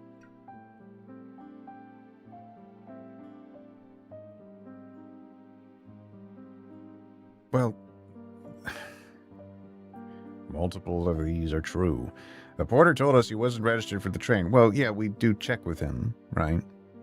I did check with him, and then you may have witnessed Emma and Alma together. Well, he was in the room when he was there, but he knew someone named Alma. Is the probably the most complete answer, because yes, he did. He knew someone named Alma. Oh, come on. No, that's not it. We learned yesterday from Fisher's Alma that Fisher's Alma wasn't the same person we were looking for. It was just coincidence. Come on, you. There was a reason we needed to talk. What was the reason we needed to talk to him in the first place? Okay. As it turned out, Fisher was one of the few people who may have witnessed Emma and Alma together before Alma went missing. Interesting. So, what did he say? Did he see them together? No, he didn't. But he did see something else in the lounge car that morning that raised our suspicions. He saw Alma get a drink at the bar. No, he did not. He saw the bartender forge a receipt. Not really. He saw Vita make a deal with the bartender. Vita, huh? I had a feeling that woman and her husband were up to something. The bartender told us that Vita had gotten a glass of wine, but Fisher remembered it differently. We saw Vita give the bartender money, but leave without a drink. The bartender was very clear with us that 3 drinks were sold, and his cash register confirmed it, so... If Vita wasn't one of them, then... Yeah. We were able to catch him in a lie, and prove that Alma must have had tea with Emma that morning. So then... Oh, that's it. Vita paid him to keep his mouth shut. Yeah, exactly. Actually, we'd been suspicious of Vita and Monty from the beginning because of the ring we found in their cabin. A ring? Yeah. The engraving on the ring said, "To my beloved A.K." We didn't know Alma's last name at the time, but we knew there was a possibility the ring belonged to her. Fascinating. The bartender never fully admitted anything, but he did give us something that confirmed our suspicions. The money Vita paid him to keep quiet. He gave us the money Vita paid him, and he wanted us to tell her that he changed his mind. Ah. Well, this explains why I saw you two outside of Vita and Monty's cabin earlier. I could tell immediately that those two were suspicious, but I wasn't able to get anything out of them. Vita didn't pull any punches. Looks like her comments must have really bothered him. So, what happened when you confronted them? It took some effort, but we eventually got Vita to admit that she knew something about Alma. She wouldn't tell us any more, though. We got so close, but she was right about one thing. Even though we knew something was going on, we didn't have any real evidence. But wait, I thought you had Alma's ring. No, we didn't. It had gone missing overnight. Emma had it in her room when she went to bed, but didn't when she woke up. We thought we were finished, but then Martin showed up with the missing ring. After that, Emma and I joined him in his cabin, and he told us everything. Almost everything. He told us he was helping Senator Gordon smuggle Alma out of Vendrica because she was under threat of deportation. The plan involved hiding her in a piece of Monty's stage equipment in the storage car. Wow. No wonder we couldn't find her. He told us he took the ring so that Emma and I wouldn't get involved, and he even said there was someone else he was suspicious of. Oh, me? Yeah, it was hard to believe, but he told us that the Vendrican police were unsympathetic to Gambrican immigrants. And that if Alma were found, she'd certainly be deported, or worse. I'm ashamed to admit it, but that part is certainly true. That's why I changed my mind about Fisher. I couldn't bring him back to Vendrica knowing what would happen to him. Yeah. You told us about that when Emma and I saw you in the lounge car earlier this evening. There was one more thing you told us that had finally made us suspicious of Martin.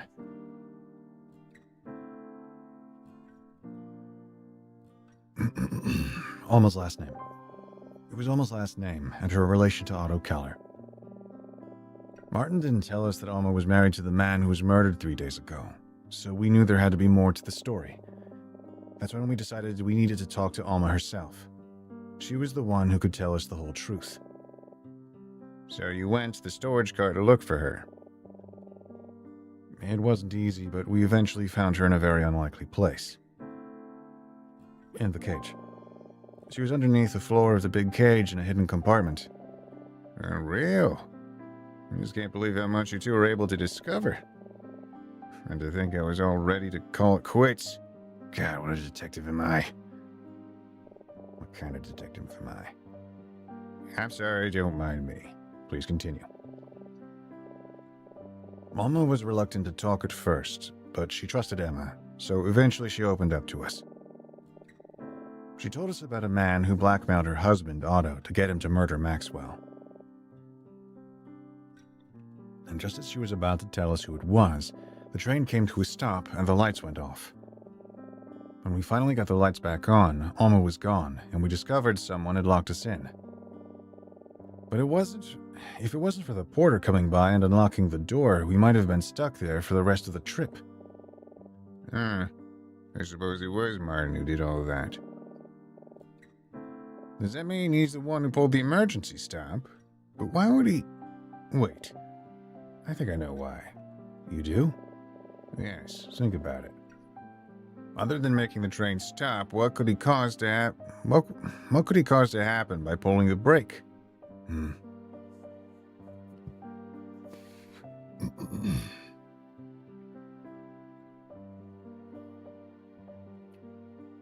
To make the train's whistle blow. Exactly. I couldn't figure out how Martin hid the sound of a gunshot on a crowded train, where the whistle would have provided cover. The whistle always sounds when the train stops and starts, so by pulling the emergency brake, he could predict exactly when it would blow. All he had to do was wait in his cabin for the train to start moving again. Well, that's a plausible theory at least, but it still doesn't explain what happened to Alma. Once the porter left, Emma and I decided we needed to confront Martin. And that's when we ran into you outside his door.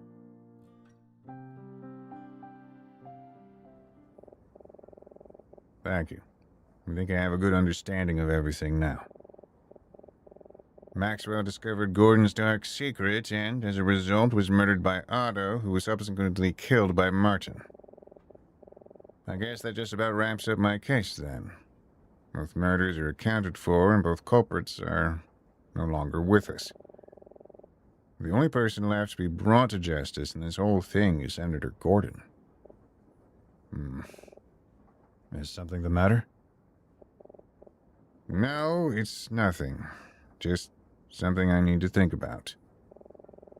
None of this should have happened the way it did. It was my responsibility to solve this case, and I failed. I'm sorry. Detective. What are you going to do now? I don't know. I really don't. But at least I have some time to figure it out. I'm going to check on Emma. If you can, try to get some rest. We should arrive in London at around 10 o'clock. Thank you, Detective.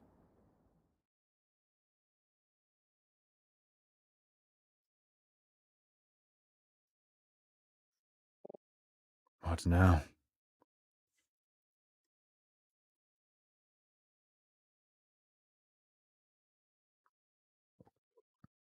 Chapter 5, Finale.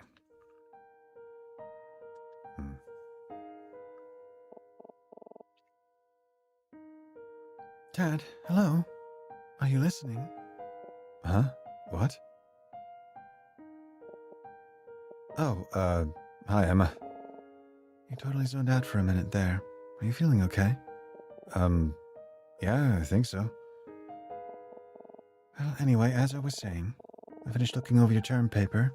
I left you a few notes that I'd like you to consider, but it's really wonderful, Tad. I'm very proud of you. Huh? My term paper? Yes, your paper on post-Vandrican Revolution literature. You just asked me to read it a few hours ago. Are you sure you're feeling okay? Yeah. No, sorry, thank you. I appreciate you looking over it. I'll check out your feedback a little later. Great. Honestly, it's very well written, and your thesis is super interesting. You've come such a long way. I just know Professor Martin is going to be impressed. Professor Martin? I just can't stop thinking about how great our trip was. I'm so glad I got to do this before I graduated. I'm really going to miss all of this. But hey, this isn't really the end, right? Maybe someday, years from now, the three of us can get together and take another trip. But this time not as teachers and students, but as friends. Wouldn't that be nice? I'm sorry, did that sound weird? I guess being so close to graduation is making me kind of sentimental. No, it's just... Oh, Ted, I'm sorry, I have to go. I told Martin I would visit him during his office hours in just a few minutes. I really need to get going. If you have any questions about your paper, let me know. I'll see you later, okay? Yeah, okay. Bye. Wait, Emma! What's up? It's just... I'm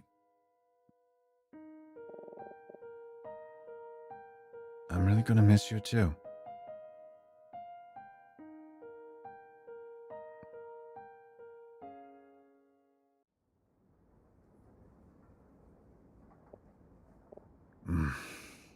Huh? I must have nodded off for a bit. I didn't realize how exhausted I was. God. What an embarrassing dream. Looks like we won't be arriving for another 30 minutes or so. I wonder how Emma's holding up.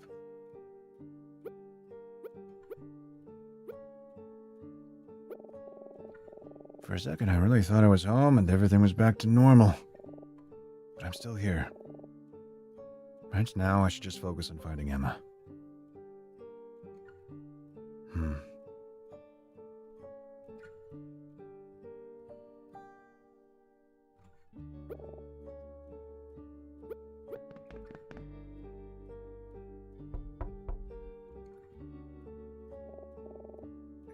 Not here. I wonder where she went. Well, alright. I have some time. Let's do a quick lap around the train and see if I can find her. Closest place to check first would be the lounge car. I wonder where she went.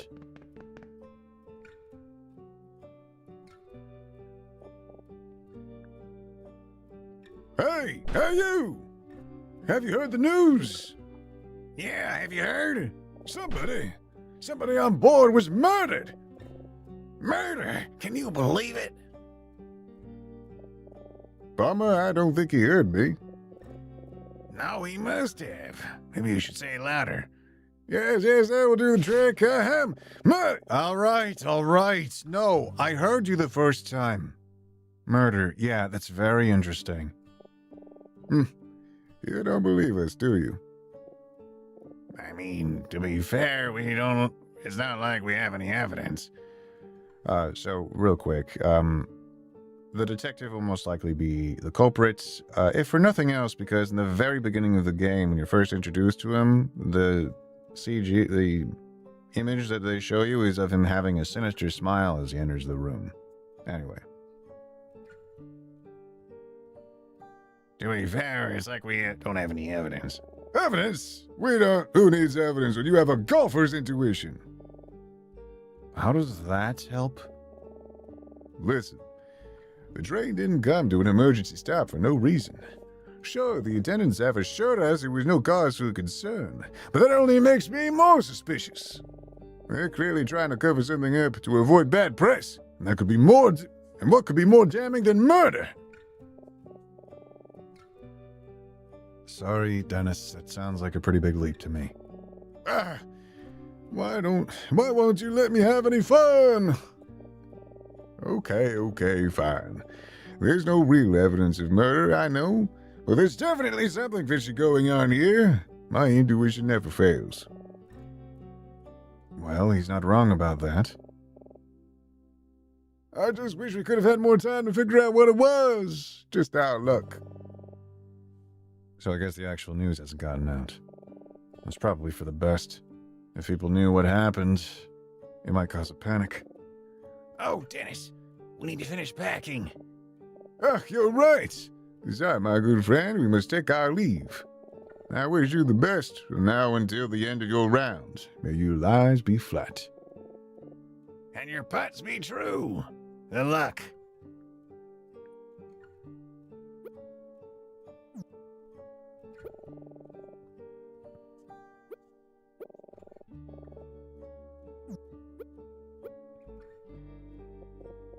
Oh, hello. It's nice to see you again. How are you feeling? You're looking for your friend? I'm very sorry, but I haven't seen her. If you haven't already, I would ask the bartender. He seems to have a keen sense of what's going on around the train. Everyone on board seems very restless. People are spreading quite sensational rumors, and the detective did seem somewhat uneasy last I saw him. I wonder if something happened. I must apologize again for my part in everything that transpired these past few days. It's okay, Mr. Fisher. You helped lead us to the truth, and we can't thank you enough for that. That's very kind of you to say. Oh. When the detective told me he was going to let me stay in London, I couldn't hold back my tears. To think, even after everything that has transpired, he would be kind enough to let me go. Well, it was overwhelming to say the least. But after my excitement settled down and began to think, I realized something very important. I have been quite selfish, truly. And as much as I want to see my daughter and her family, I believe I still have work to do. I will be returning to Ventrica with the detective, and when I do, I will confess to all that I have done and to all that I know. Mr. Fisher, are you sure? If you admit the truth, you might be... I know there will be consequences for my actions, but they are a small price to pay for helping justice be done, and for a clean conscience. It's only after I make up for my part in this ordeal that I can face my daughter. I believe... No, I know I will see her again. And when I do, it will be as a man worthy of being a father. You know, I think you already are a worthy father, Mr. Fisher. Thank you.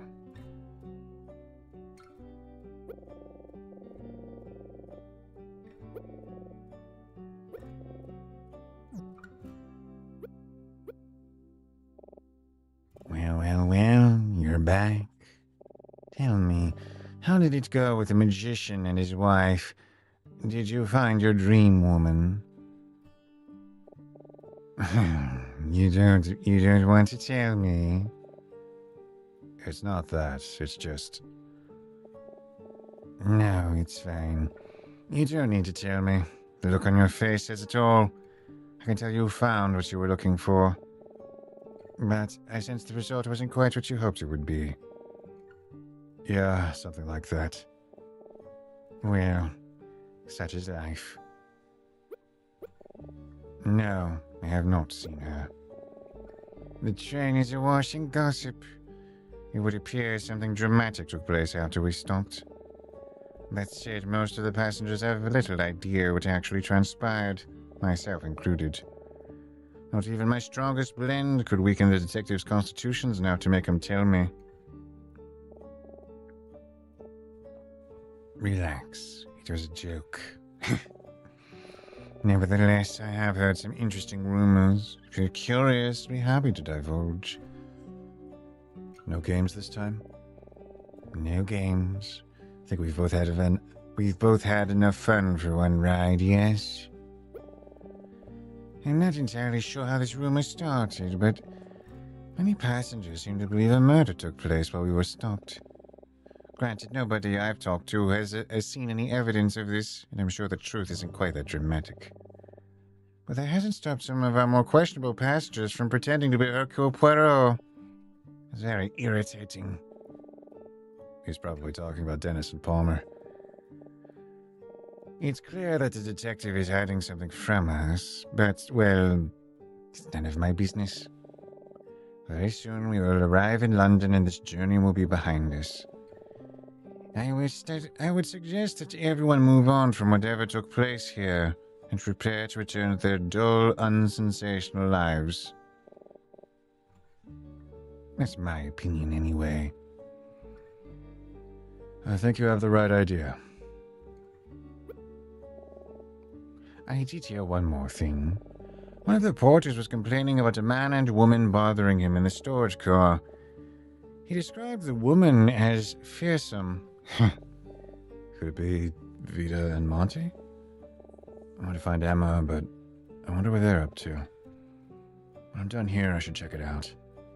That's all I've heard.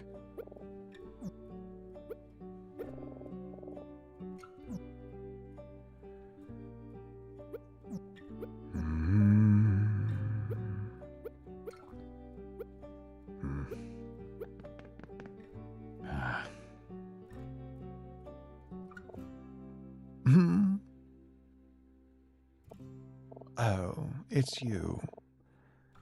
I wondered if I might see you before we arrived. Where's your friend? I'm not sure. I'm looking for her. Oh, I see. Yes, Monty, I know, I'm getting to it. But when you see her, please tell her that I apologize. I apologize to you as well. I know I treated you both dreadfully. In my mind, I was only doing everything I could to protect my husband. I involved myself in this scheme for his benefit, but it's only now that I can see what a wicked person I had become. So, yes, I'm sorry. How was that, Monty? Thanks. I appreciate it. You know, I'm really not so bad when you get to know me. Sure, Vita. I'm sorry, no, we haven't seen her. Yes, we know what happened to your professor. Monty and I spoke with the detective. When he told us what happened, I knew the jig was up. I didn't know I was involving myself with murderers. I'd known, No, I should be honest. I knew they were up to no good. I chose to look the other way. I'd have done anything for Monty, even if that meant involving ourselves with dangerous criminals. You understand, don't you? It's only love. Well, maybe someday you'll understand. Maybe even someday soon, if you play your cards right.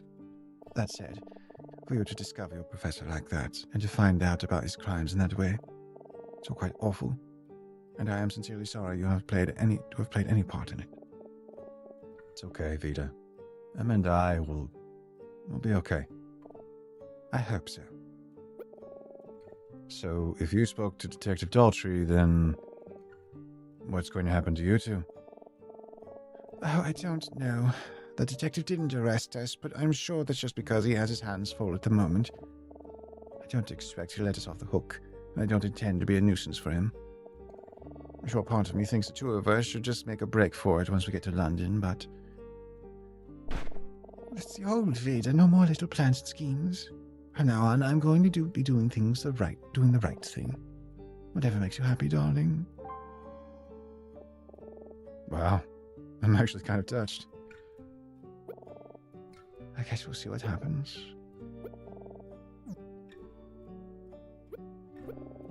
I guess Vita and Monty are just here to check their luggage before we disembark. Well, I don't think I have anything left to discuss with them. Should get back to looking for Emma. Hey, before you go, there's something I should tell you. Hmm? What's this about? Can I trust you? What do you mean? What I am about to tell you requires the utmost discretion. Can't tell anyone. Not even the detective. Well, all right. I have to know what this is about. Yeah, you can trust me. Good. I have a message for you. Message? I wasn't even sure if I'd get to deliver it, but since you're here, well, here goes nothing. She'd like to speak with you. She? She's hiding in our cabin. The door is locked, but if you knock and say who it is, she'll let you in. Wait. Does she mean? That's all I can tell you. After all, the new reader is supposed to have nothing to hide, right? You'd better hurry, though. We'll be arriving in London pretty soon. Thank you. I'm on my way. Good luck. Could it really be? Alma?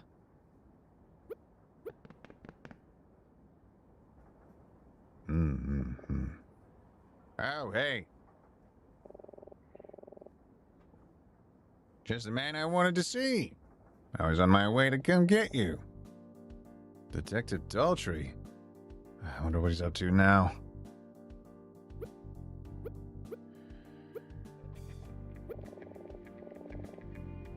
I was just with Emma in the observation car. She told me she wanted to talk to you. Oh, that's funny. I've been looking for her. It's just about the only place I haven't checked. Glad I got out to you then. We'll be arriving soon, so you shouldn't keep her waiting too long.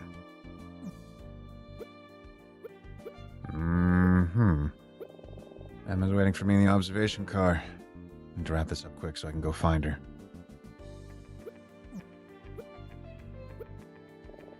How is she doing? She's okay. But I can tell she has a lot on her mind. I know she's been through a lot. She has every right to be upset, but even so, I get the sense that something else is bothering her. Call it my detective's instinct. Well, whatever she's thinking, it's none of my business. I'll let you two sort it out. I wonder what's on her mind.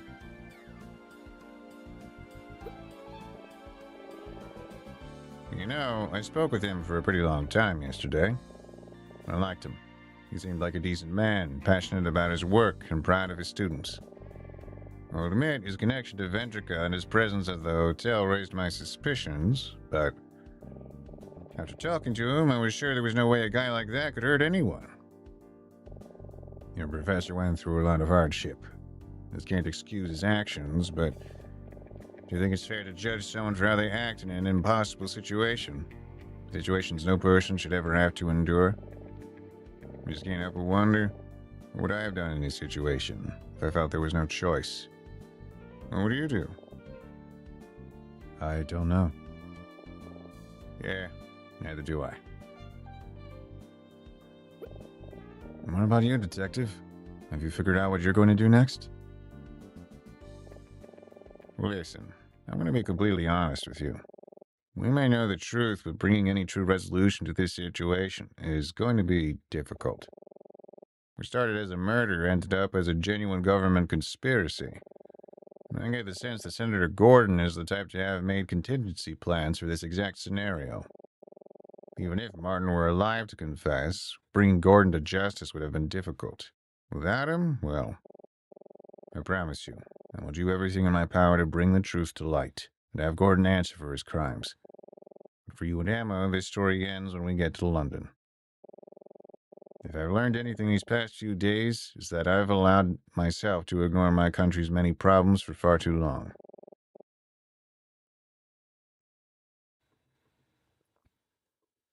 I'm not naive enough to think I can solve them alone, but all I can do is try my best to bring some closure to everything that happened these past few days. And hopefully, if I can, it'll be a step in the right direction. My advice? Forget about Vendrica. Go back to your lives and leave the rest to me. Okay? Okay.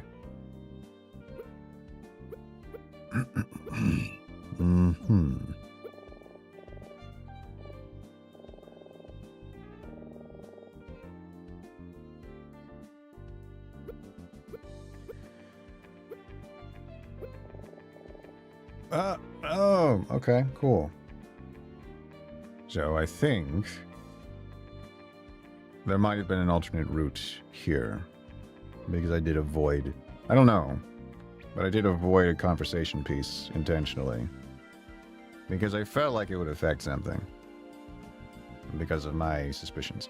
But with this, it seems like he's... I didn't talk about Alma at all, so... But anyway. Well, I better go find Emma, so I'm gonna get going. Yeah, you should. I'm sorry to have kept you so long. Here's that detective instinct again. You're hiding something from me, aren't you? What? Alma, I told Vita I wouldn't say anything, but... You know, I was really sticking my neck out by telling Fisher I'd let him stay in London. If there were any other stowaways on board, it'd be really hard for me to get away with letting them walk. But I sympathize with them, in spite of what my job asks me to do, you know? My heart sometimes tells me to do the opposite. So, maybe, if there were any other stowaways still on board... Well, maybe it's for the best that I don't know about it. Ha! Well, I'm gonna go try to get one last drink before we arrive. I sure hope the bar's still open. I'll catch up with you and Emma once we get to the station. Sound good? Yeah, that sounds good.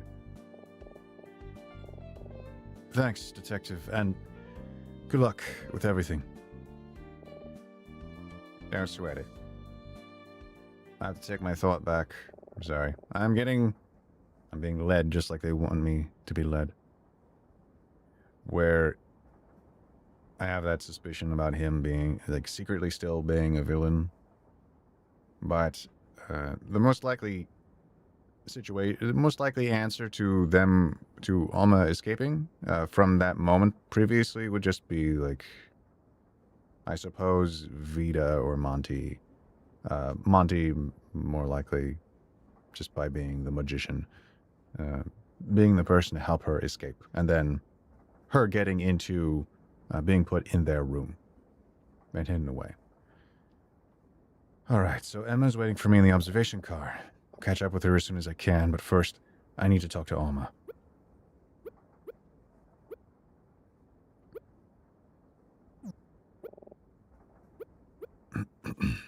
Mm-hmm. Alma, it's me, Tad. So, probably aren't... would there be any more twists at this point? Probably not. Alma, she's okay. Hello, Tad. It's good to see you again. Yeah, same to you. Alma, what happened? Why are you hiding out here in Vita's cabin? I owe you an explanation. But if you don't mind, I would like to explain it to both you and Emma, if I could. Do you know where she is? Yeah, she's in the observation car. I was just about to go and see her. Do you want to come with me? I don't think I should leave this place with that detective still snooping around. I understand. I don't want you to do anything you're uncomfortable with, but you don't have to worry about Detective Daltrey. He's all right. Trust me. It's okay, though. I'll go get her.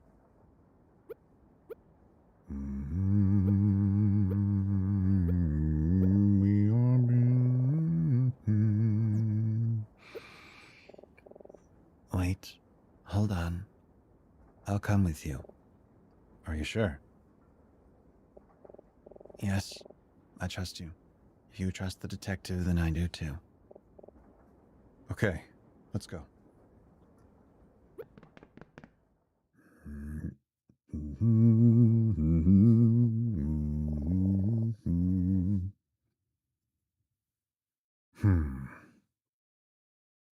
There she is, outside on the platform.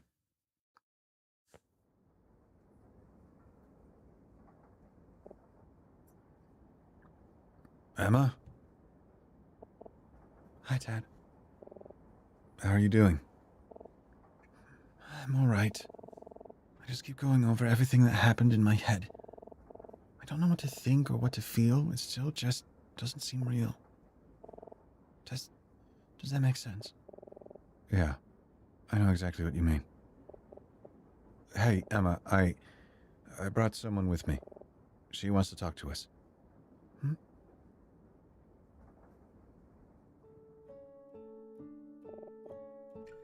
Hello again, Emma. Oma. Oma. I'm so glad to see you're okay. When we lost you earlier, I thought the worst. I'm sorry to have worried you so much. This whole time I've been nothing but a burden to you. And I feel so guilty. I feel like I owe you both so much. Dad and I just wanted to do the right thing. We wanted to help someone in need, and we wanted to find the truth. You don't owe us anything, Alma. But I think you can help us with one more thing. Finding the real truth. Yes, you deserve that. You deserve to know what happened after I met you in the storage car. When the lights went out. No, that's not what I meant. What is Emma getting at? I don't. Emma, what's this about? There's something about Martin's story that doesn't make sense. It's just a small thing, but I can't stop thinking about it. Dad, with everything we know, who do you think killed Edison Maxwell? Maxwell? We know that already, don't we? It was... uh, uh, ah. You know, I know that they're going to disprove who I type right now. But it would be kind of funny if I just said who they're going to say it really was. But yeah, anyway. Alt-2. Oh, yes, Alt-2. Alt-2.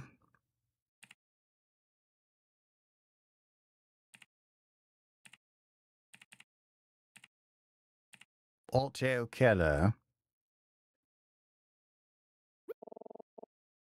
I know it seems that way, but Alma, you have something to tell us, don't you?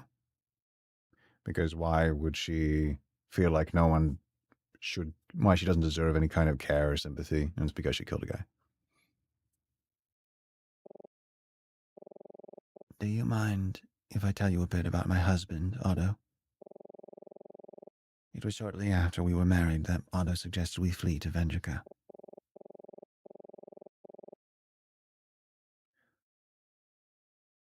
But even Pardon me, what's change accent? Okay.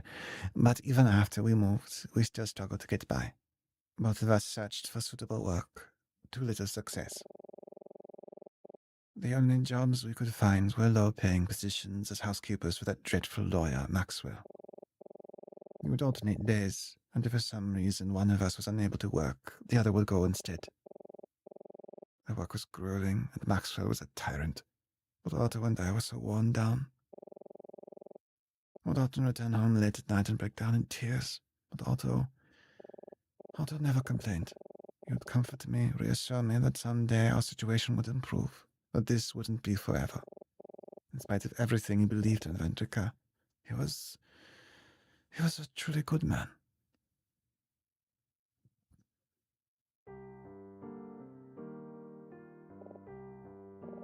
One night, Otto returned home looking pale. I asked him what was wrong, and he told me. That was the night your professor first met with him and instructed him to kill Maxwell. He confessed to me that he had been told. He was beside himself. He didn't know what to do. He thought we should go to the police, but I feared that they would be unsympathetic. And I feared the consequences for us if your professor found out. When the night came that Otto was to kill Maxwell, he was supposed to go to work as normal, but Otto couldn't even get out of bed. He was sick to his stomach. he had decided not to do it. He could never kill a man. He was too good for that.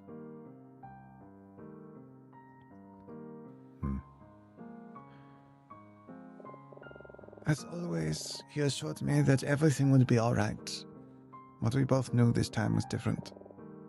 I was so frightened. And then, Otto, too sick to go to work, asked me if I would go for him, as I had done many times before. I went to Maxwell's that night. I don't believe he heard me come in the door, because his attention was elsewhere. As I walked in, I overheard the end of a conversation he was having on the phone. It sounded like he was bragging to one of his colleagues. He boasted about how he was blackmailing a Gambrican immigrant he had working for him. He laughed as he told me his friend how he threatened to have the man deported if he didn't obey. He was exploiting another struggling Gambrican in the same way your professor was exploiting my husband.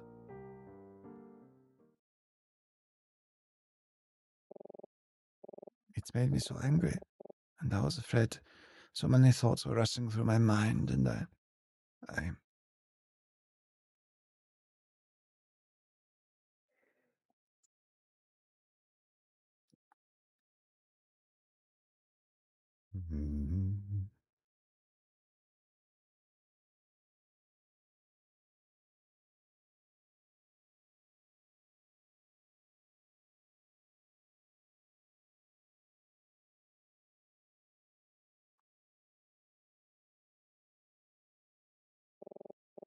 immediately fled and told my husband what I had done. He just looked at me. He looked at me in a way he had never looked at me before. He got up and dressed immediately. He told me he was going to meet with your professor as originally planned, as if he had completed the job. He left, and that was the last time I ever saw him.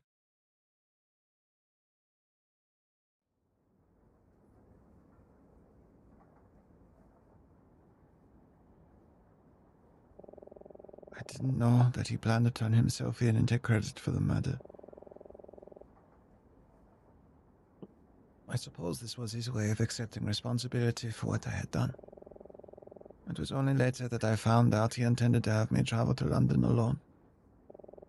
But even before then, I knew.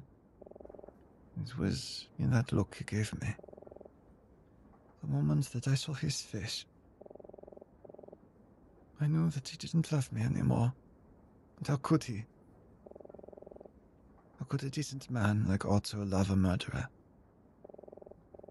I wasn't good enough for him. I let him down, and he let me go. That isn't true. Martin never intended to kill your husband. He said so in his letter. They had an altercation at the hotel, but it wasn't because Otto decided to turn himself in. It was because Martin threatened you. Martin told Otto that you would be deported if he refused to comply with the plan. Otto protested, so Martin panicked and shot at him. I think your husband tried to do the right thing, both for himself and for you. He died trying to protect you, Alma. Tad, I think you have something that belongs to Alma, don't you? Hmm? Oh, yeah, that's right.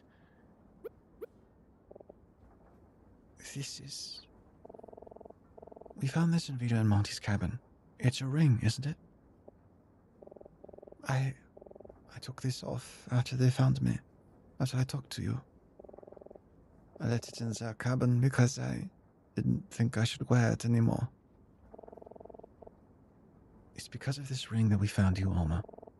We knew it was yours because of the engraving. To my beloved Alma Keller. Your husband loved you, Alma, until the very end.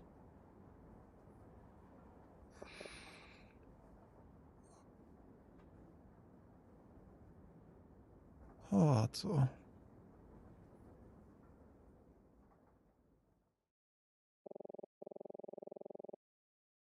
When the lights went out, your professor immediately grabbed me and took me back to his cabin. He spoke with me in some detail about his life, about who he actually was, and who he was to you two. Then he handed me his gun. He had the scene set to look like a suicide. All I had to do was place the gun in his hand when I was finished. He instructed me to wait for the train to start moving and to shoot when the whistle blew. When I was to go to the magician's, then I was to go to the magician's cabin and hide with him until the train finally arrived in London. I suppose this was how he felt he could make amends for Otto's death, allowing me to take revenge. I took the gun, I stood there, waiting for the train to move. And I said a word.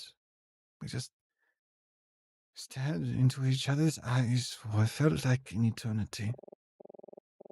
He wasn't afraid. He had made up his mind. It was pitiful. So I waited, and I waited, until...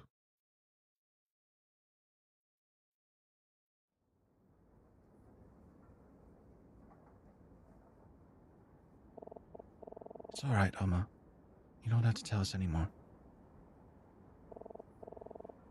I don't blame you. After what he had done to you, I'm sure I'd have done the same thing. Emma, please don't get the wrong idea.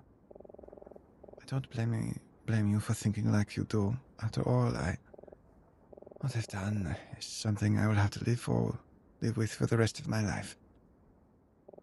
But I didn't kill your professor. After some time passed, I handed him his gun, and I left. 3 nights ago, I nearly lost myself. Grief and guilt clouded my mind, and I didn't feel I had anything left to live for. When I was left lying alone in that cage, I ceased to feel anything at all. I may as well have been dead. As soon as the train departed, I escaped from where I was hidden and came here to this exact spot. I intended to end my own life. I waited here, trying to work up the courage to do the only thing I thought was left for me. When suddenly you appeared and brought me back down to earth. You helped me bring my humanity back to me.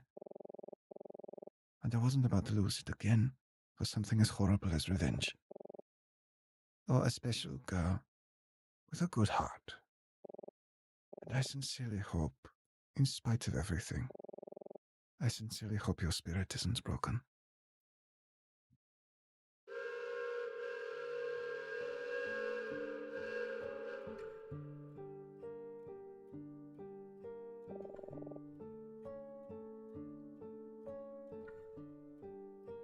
We should arrive in just a few minutes. I am going to return to the magician's cabin. If you want to tell this detective about me, I won't stop you. Alma, I'm glad we found you. And maybe someday we'll come back to London and find you again. Does that sound good?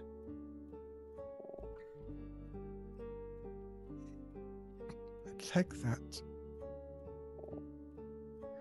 Thank you. Goodbye. See you later, Mama. Goodbye.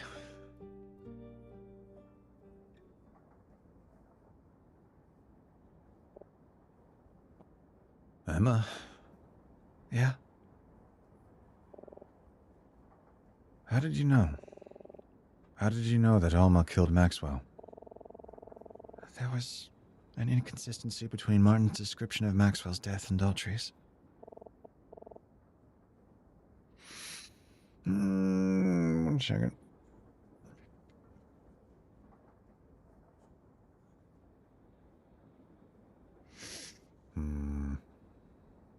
Think about it, Tad. Do you remember? What was the inconsistency? Let me think.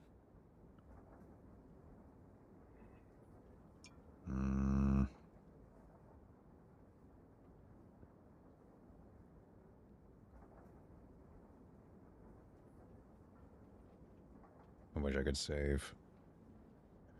What did... Oh, it's been too long. I'm gonna get this wrong. Okay, what do I remember? Between Maxwell's death, Martin's description of Maxwell's death. I don't think I have that.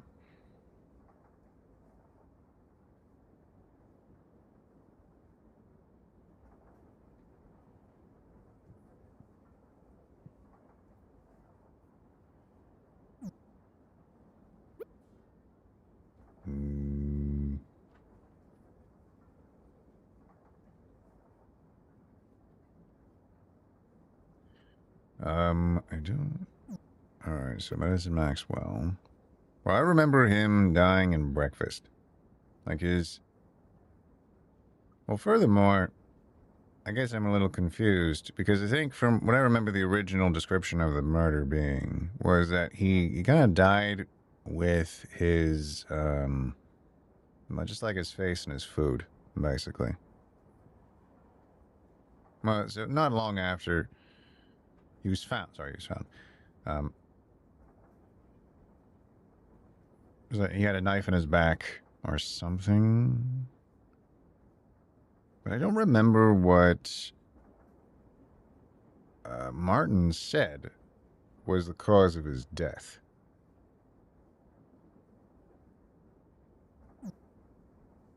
Adulteries would be more accurate, I believe. No, there's nothing in there. All right. Okay, so...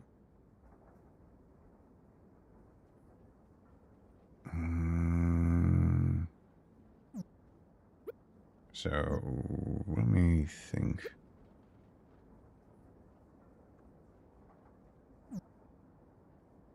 I'm just gonna get this wrong. I could have sworn it was the murder weapon. Let's see. The nature of the crime scene. Spent too long. So I remember it being him basically he's having dinner and he got stabbed. So the nature of the crime scene, I guess, right? Well, the time of death is not the inconsistency, I think, because I don't think it really came up in either case, really. We know when he was found, but... Oh, darn it. I hate that I'm going to get this wrong. I'm sorry. So, let's see. I don't think he...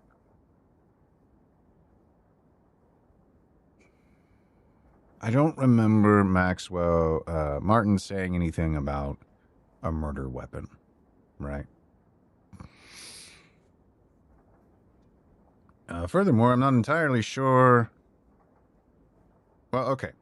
This is what I'm going to assume. I'm going to assume that Martin mentioned something about the murder weapon, and I just forgot. But we know basically that he was stabbed to death in the back. And so my assumption is that he was supposed to be shot and that he wound up getting stabbed. So therefore we know that that's why Otto did not kill Maxwell, because the actual means of murder was different. So I'm going to suggest that probably is the case. I knew I was going to get it wrong. Good guess, but no. Oh, don't answer it for me. Let me pick again. According to adultery, the scene of the crime was very clean. There's no sign of a struggle or any indication of a robbery. But Martin specifically said the plan involved making the crime scene look like a robbery. Oh!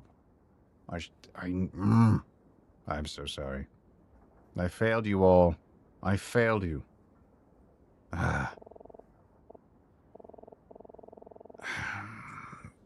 See, because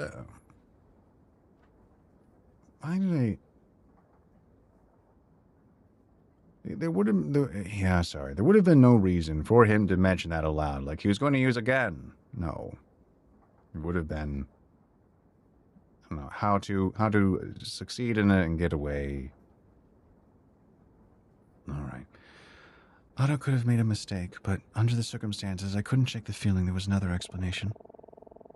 That's when I realized the murder might have been committed by someone who knew only part of the plan. The part that involved killing Maxwell. That left only one person. Very perceptive as always. Tad, do you think that we did the right thing? What do you mean? I keep thinking about what would have happened had we not gotten involved in all of this. Right now, we'd just be thinking about how nice of a trip this was, and Martin would still be here. It's not that I wish we hadn't learned the truth. It's just, maybe there could have been a better way. If I'd done things differently, or if I just wasn't so obsessed with finding Alma. It's just, how could I not be? How could I just forget about her? She was all alone. Nobody else looking for her. Nobody else seemed to care about her at all. I couldn't do nothing. If nothing else was going to fight, nobody else was going to fight for her, then it had to be me. At least, that's what I thought. Now I'm not so sure. Should I have just minded my own business and left it alone? I'm sorry. I don't even know what I'm saying.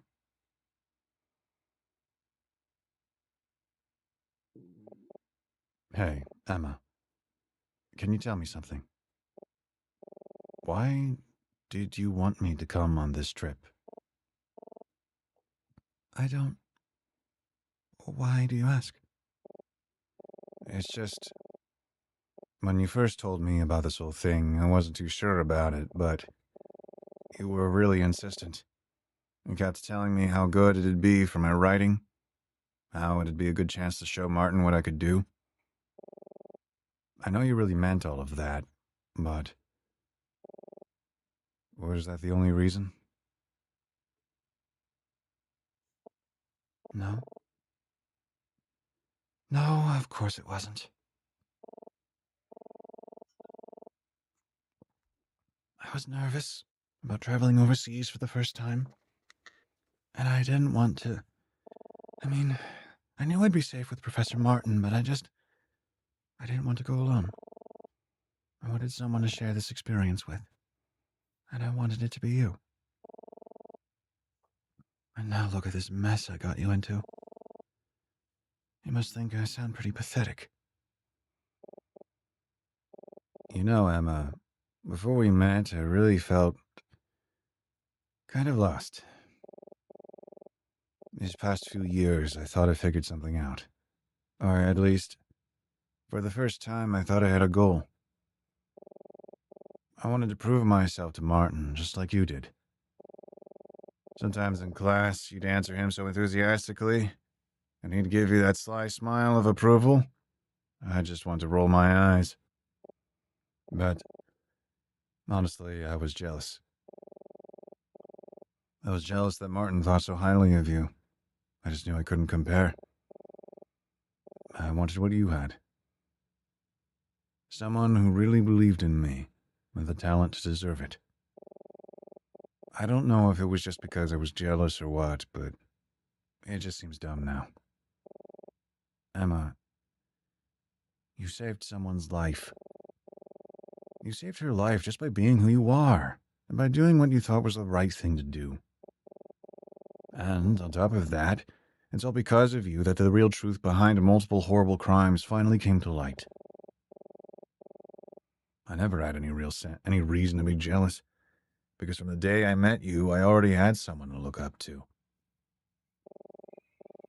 I think you did the right thing, and I'm glad I was here to help you do it. And both Alma and Martin were right about you. You really are a remarkable person, Emma, and I'm glad to have you as a tutor and a friend.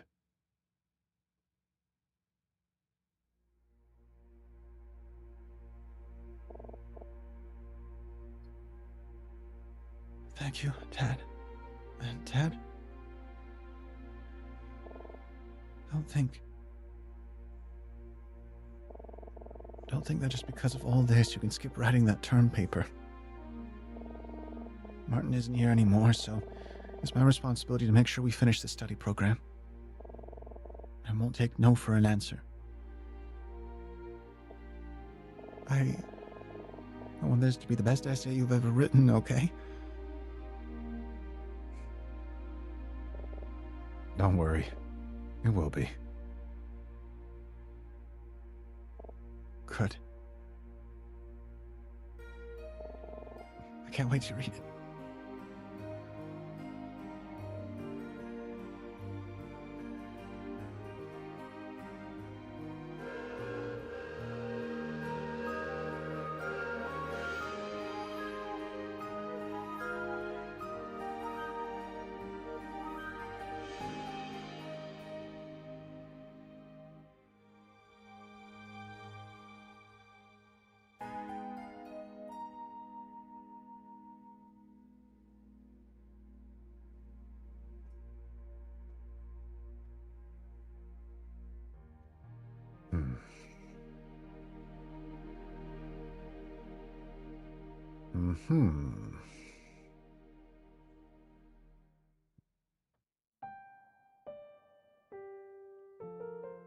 Detective Instinct, Farewell, My Beloved.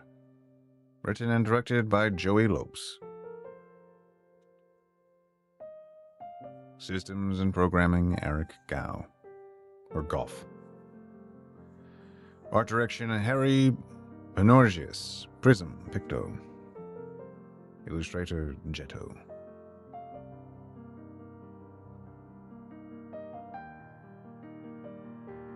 Thank you, everyone. Thank you for making the story and this whole game. All right. And we're ending around midnight, so this is a good amount of time. So I'm happy for that. Special thanks, Bowl of Lentils, Evan Butler, Maddox, Matt the Snow Monster, Ron Patton, Peachtree Oath, and Steve Lee. There you go. The end.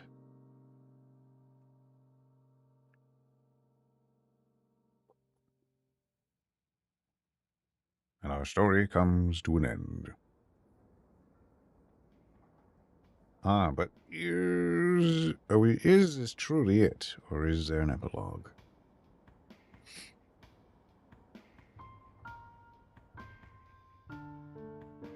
All right.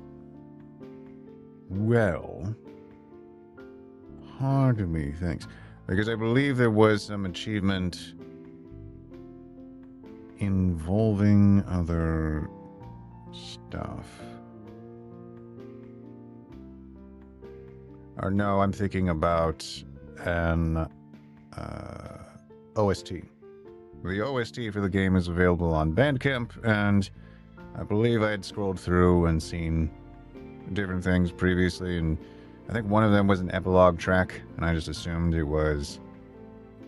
There might be a secret ending to the game, I'm not entirely sure. And, yeah, just, I don't know. Let's see, other ones. Locked achievements, not a new friend, not what you're looking for, but fun. Point out the inconsistency, yeah, I should have gotten that. And guess the truth.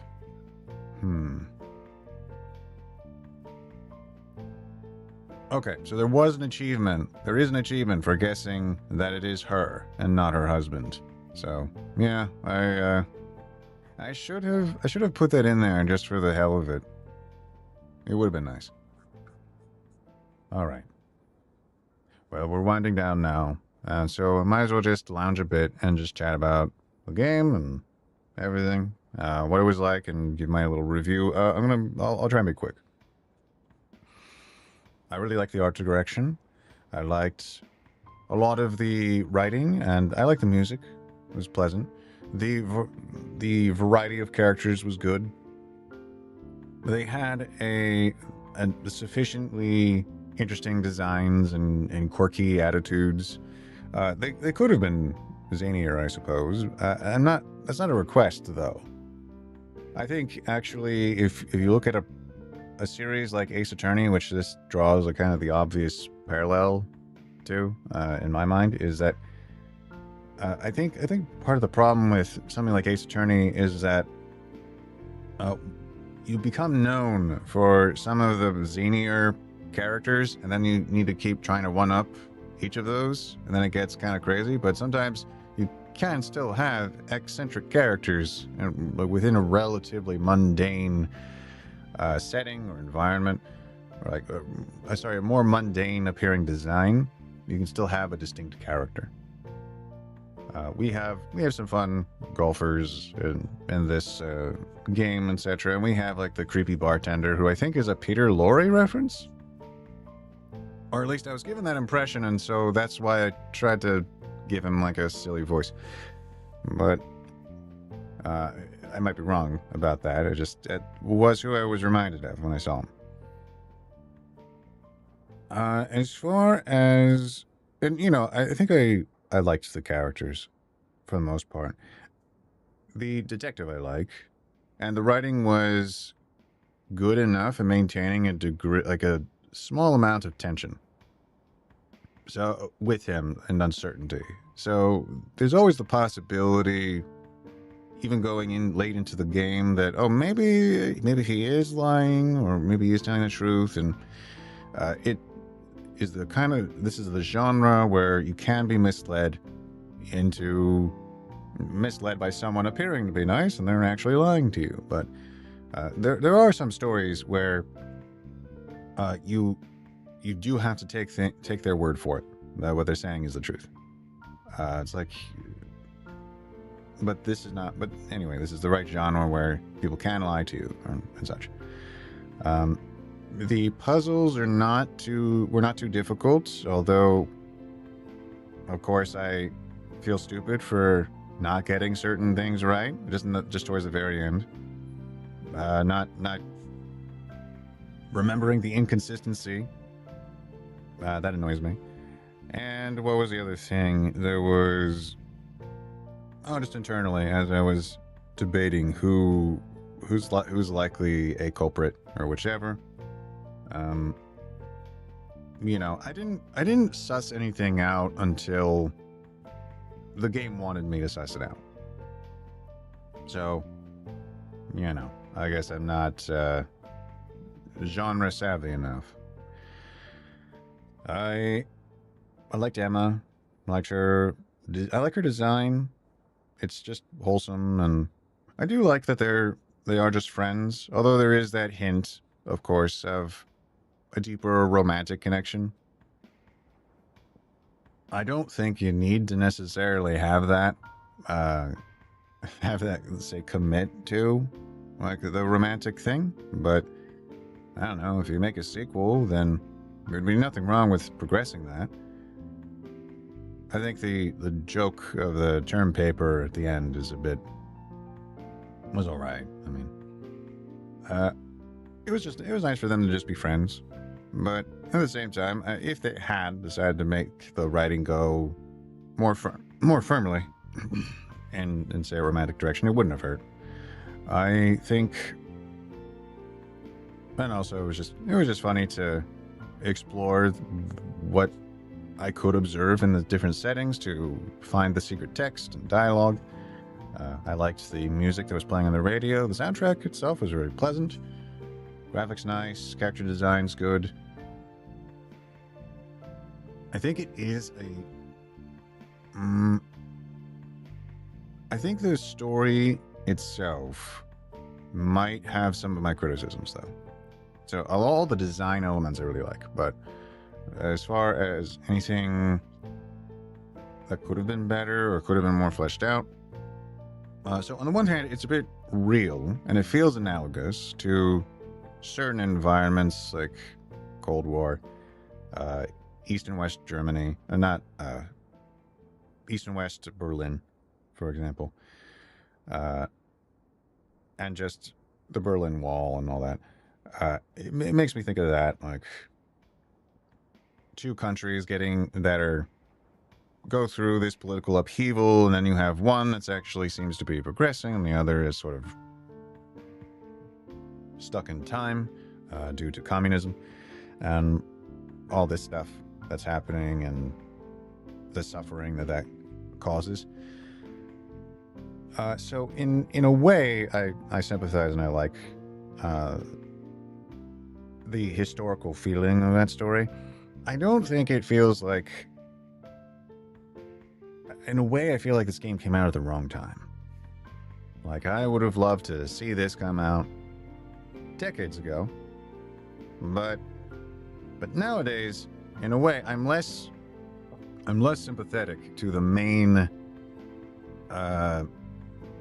underlying through line of the narrative, or the main premise that's causing a lot of the problems. I'm a little less sympathetic to that these days. And the fact that it's sort of a story focusing a lot on immigrants and immigration. I'm just going to be honest. This is one of those things where I am on the side of... This is a charitable portrayal of that kind of story. Like, this is a hypothetical of, oh, well, how would you treat people if they did come from a really bad place, a really bad country, and they just need to leave? And it's like, it's a very charitable, kind assumption. You know, it's a very kind-hearted assumption to make of people that have to flee tyrannies and bad places, bad countries, that they don't stay in because they don't believe they can fix it, or they don't want to fix it. They don't want to improve those things. They want to better themselves. But this comes into a bit more of the hard realities of life, which is generally that people emigrate to other countries because they want money. And they want to improve their lives by making more money. This is kind of what Vita and Monty are doing in the story. They're looking to start their career somewhere else. And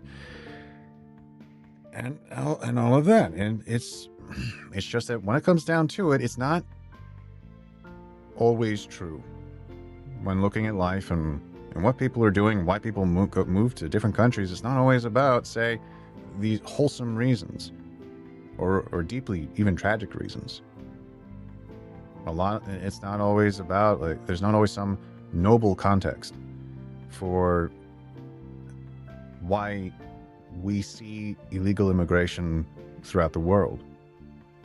So this is just a personal observation, like whether the story resonates with me. So the writing itself, you know, I think dialogue-wise, I liked most of the character interactions. I'm just talking about in terms of, say, it's the creative direction and like the premise and whether that creates a resonant experience. Can I relate to it, or can it resonate with me enough because of like the substance of what it's trying to talk about? Like the character motivations here are rooted in certain assumptions about immigration. And I think a lot of those assumptions are fundamentally flawed. They are not as true. So this is a hypothetical. We're running with that hypothetical. We told a story with it, with that hypothetical. That's okay. So I appreciate that you made something, that you put it into your art, and you gave kind of your premise and your perspective. So I thank you for that. I don't think your perspective is true. I don't think it is entirely accurate to the real world or what most immigrants are doing, or what people do with traveling, or how they have a profit motive. It is sort of that thing that I don't think is really explored in these kinds of stories. So in a way, there's an opportunity there for other people when they make a story involving political topics like immigration, and it's just like motivations, they can explore that. But people don't. So I'm just saying there are stories like this story here is doing something that other people have done before. And in a way, some of that's charming. So what is familiar about this game is charming. But in terms of the narrative, it's familiar in a less interesting way. It's familiar in that I've seen stories about sympathetic immigrants, but I have not actually seen stories about really unsympathetic immigrants. So that's something that anyone who's looking at this game might see a new opportunity. They might be able to make their own game or their own stories that actually explore the broader range of human motivations involved with these actions that get taken. So so put that aside for now. That's enough of that. I think I didn't gravitate as well as I could have to Martin.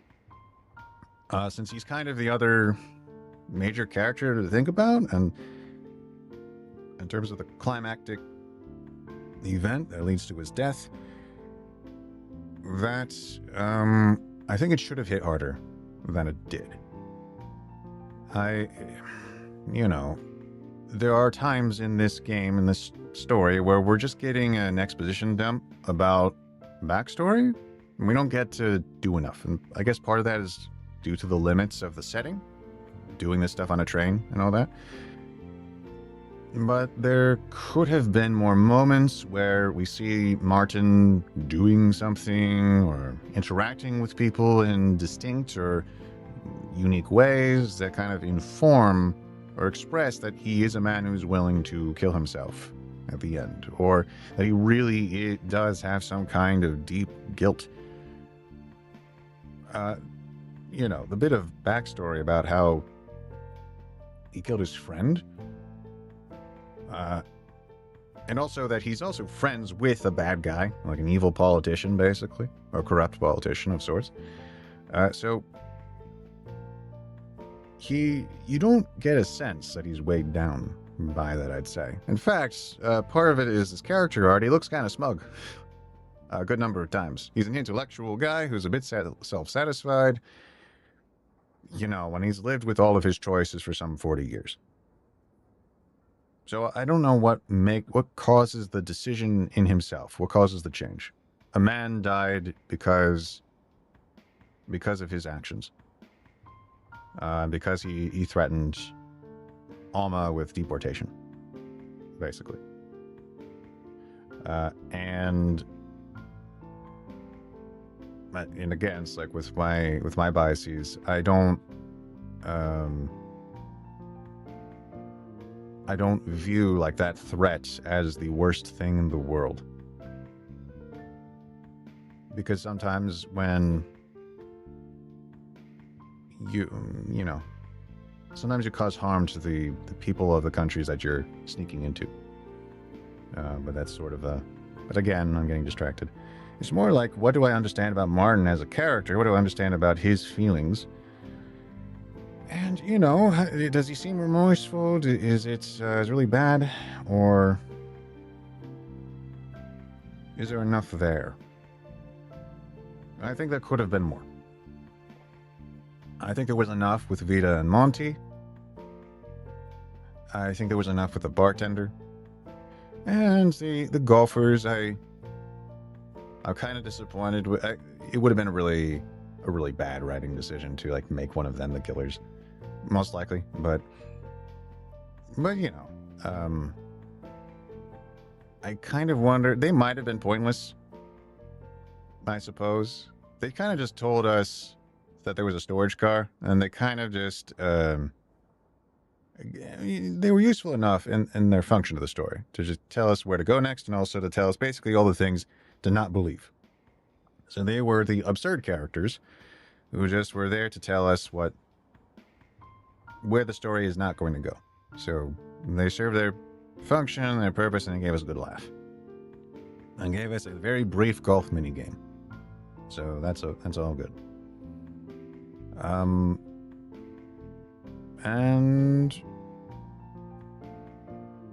as far as them, I don't know. There could have been more to them, or there could have been greater complexities, I suppose, with some of that.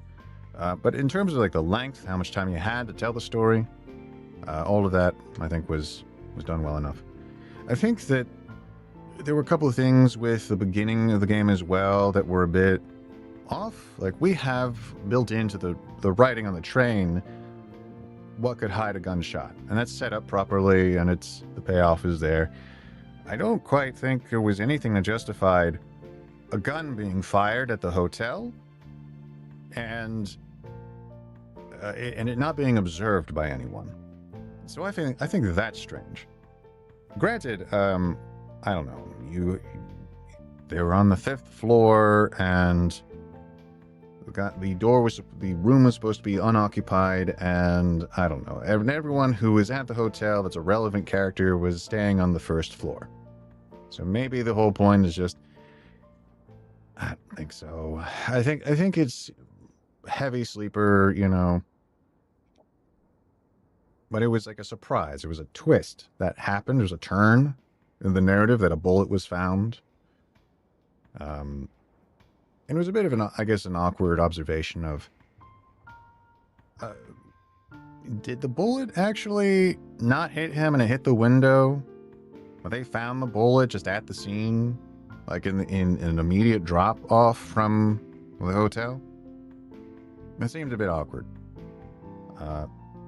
I'm not saying it's impossible. It just seems a bit awkward, and like I wouldn't be able to map that properly in my head.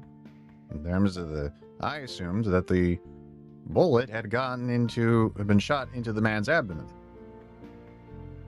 And so I think, in a way, it's odd, I guess, that it really was just observed that he had cuts. I don't know if there was a communication issue with that, or if it's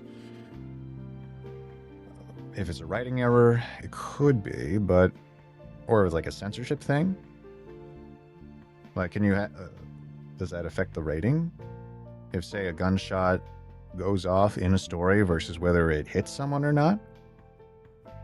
Like, does it mandate a higher rating if someone is shot with a gun versus it just being fired? I don't know. All right. But look, I had a fun time with the story. My disagreements with like the moral assumptions of the story I don't really have a bearing on, say, its quality, you know. So I would recommend it. I had a fun time, and I'm glad I played it. And I enjoyed my time, and I hope that anyone passing by has enjoyed their time with me as well. So please, have a blessed rest of your night. Enjoy yourselves, and go ahead and lend some support to these developers if you like this material they've made, and give them a review. All right. Well, have a wonderful night, everyone. Bye.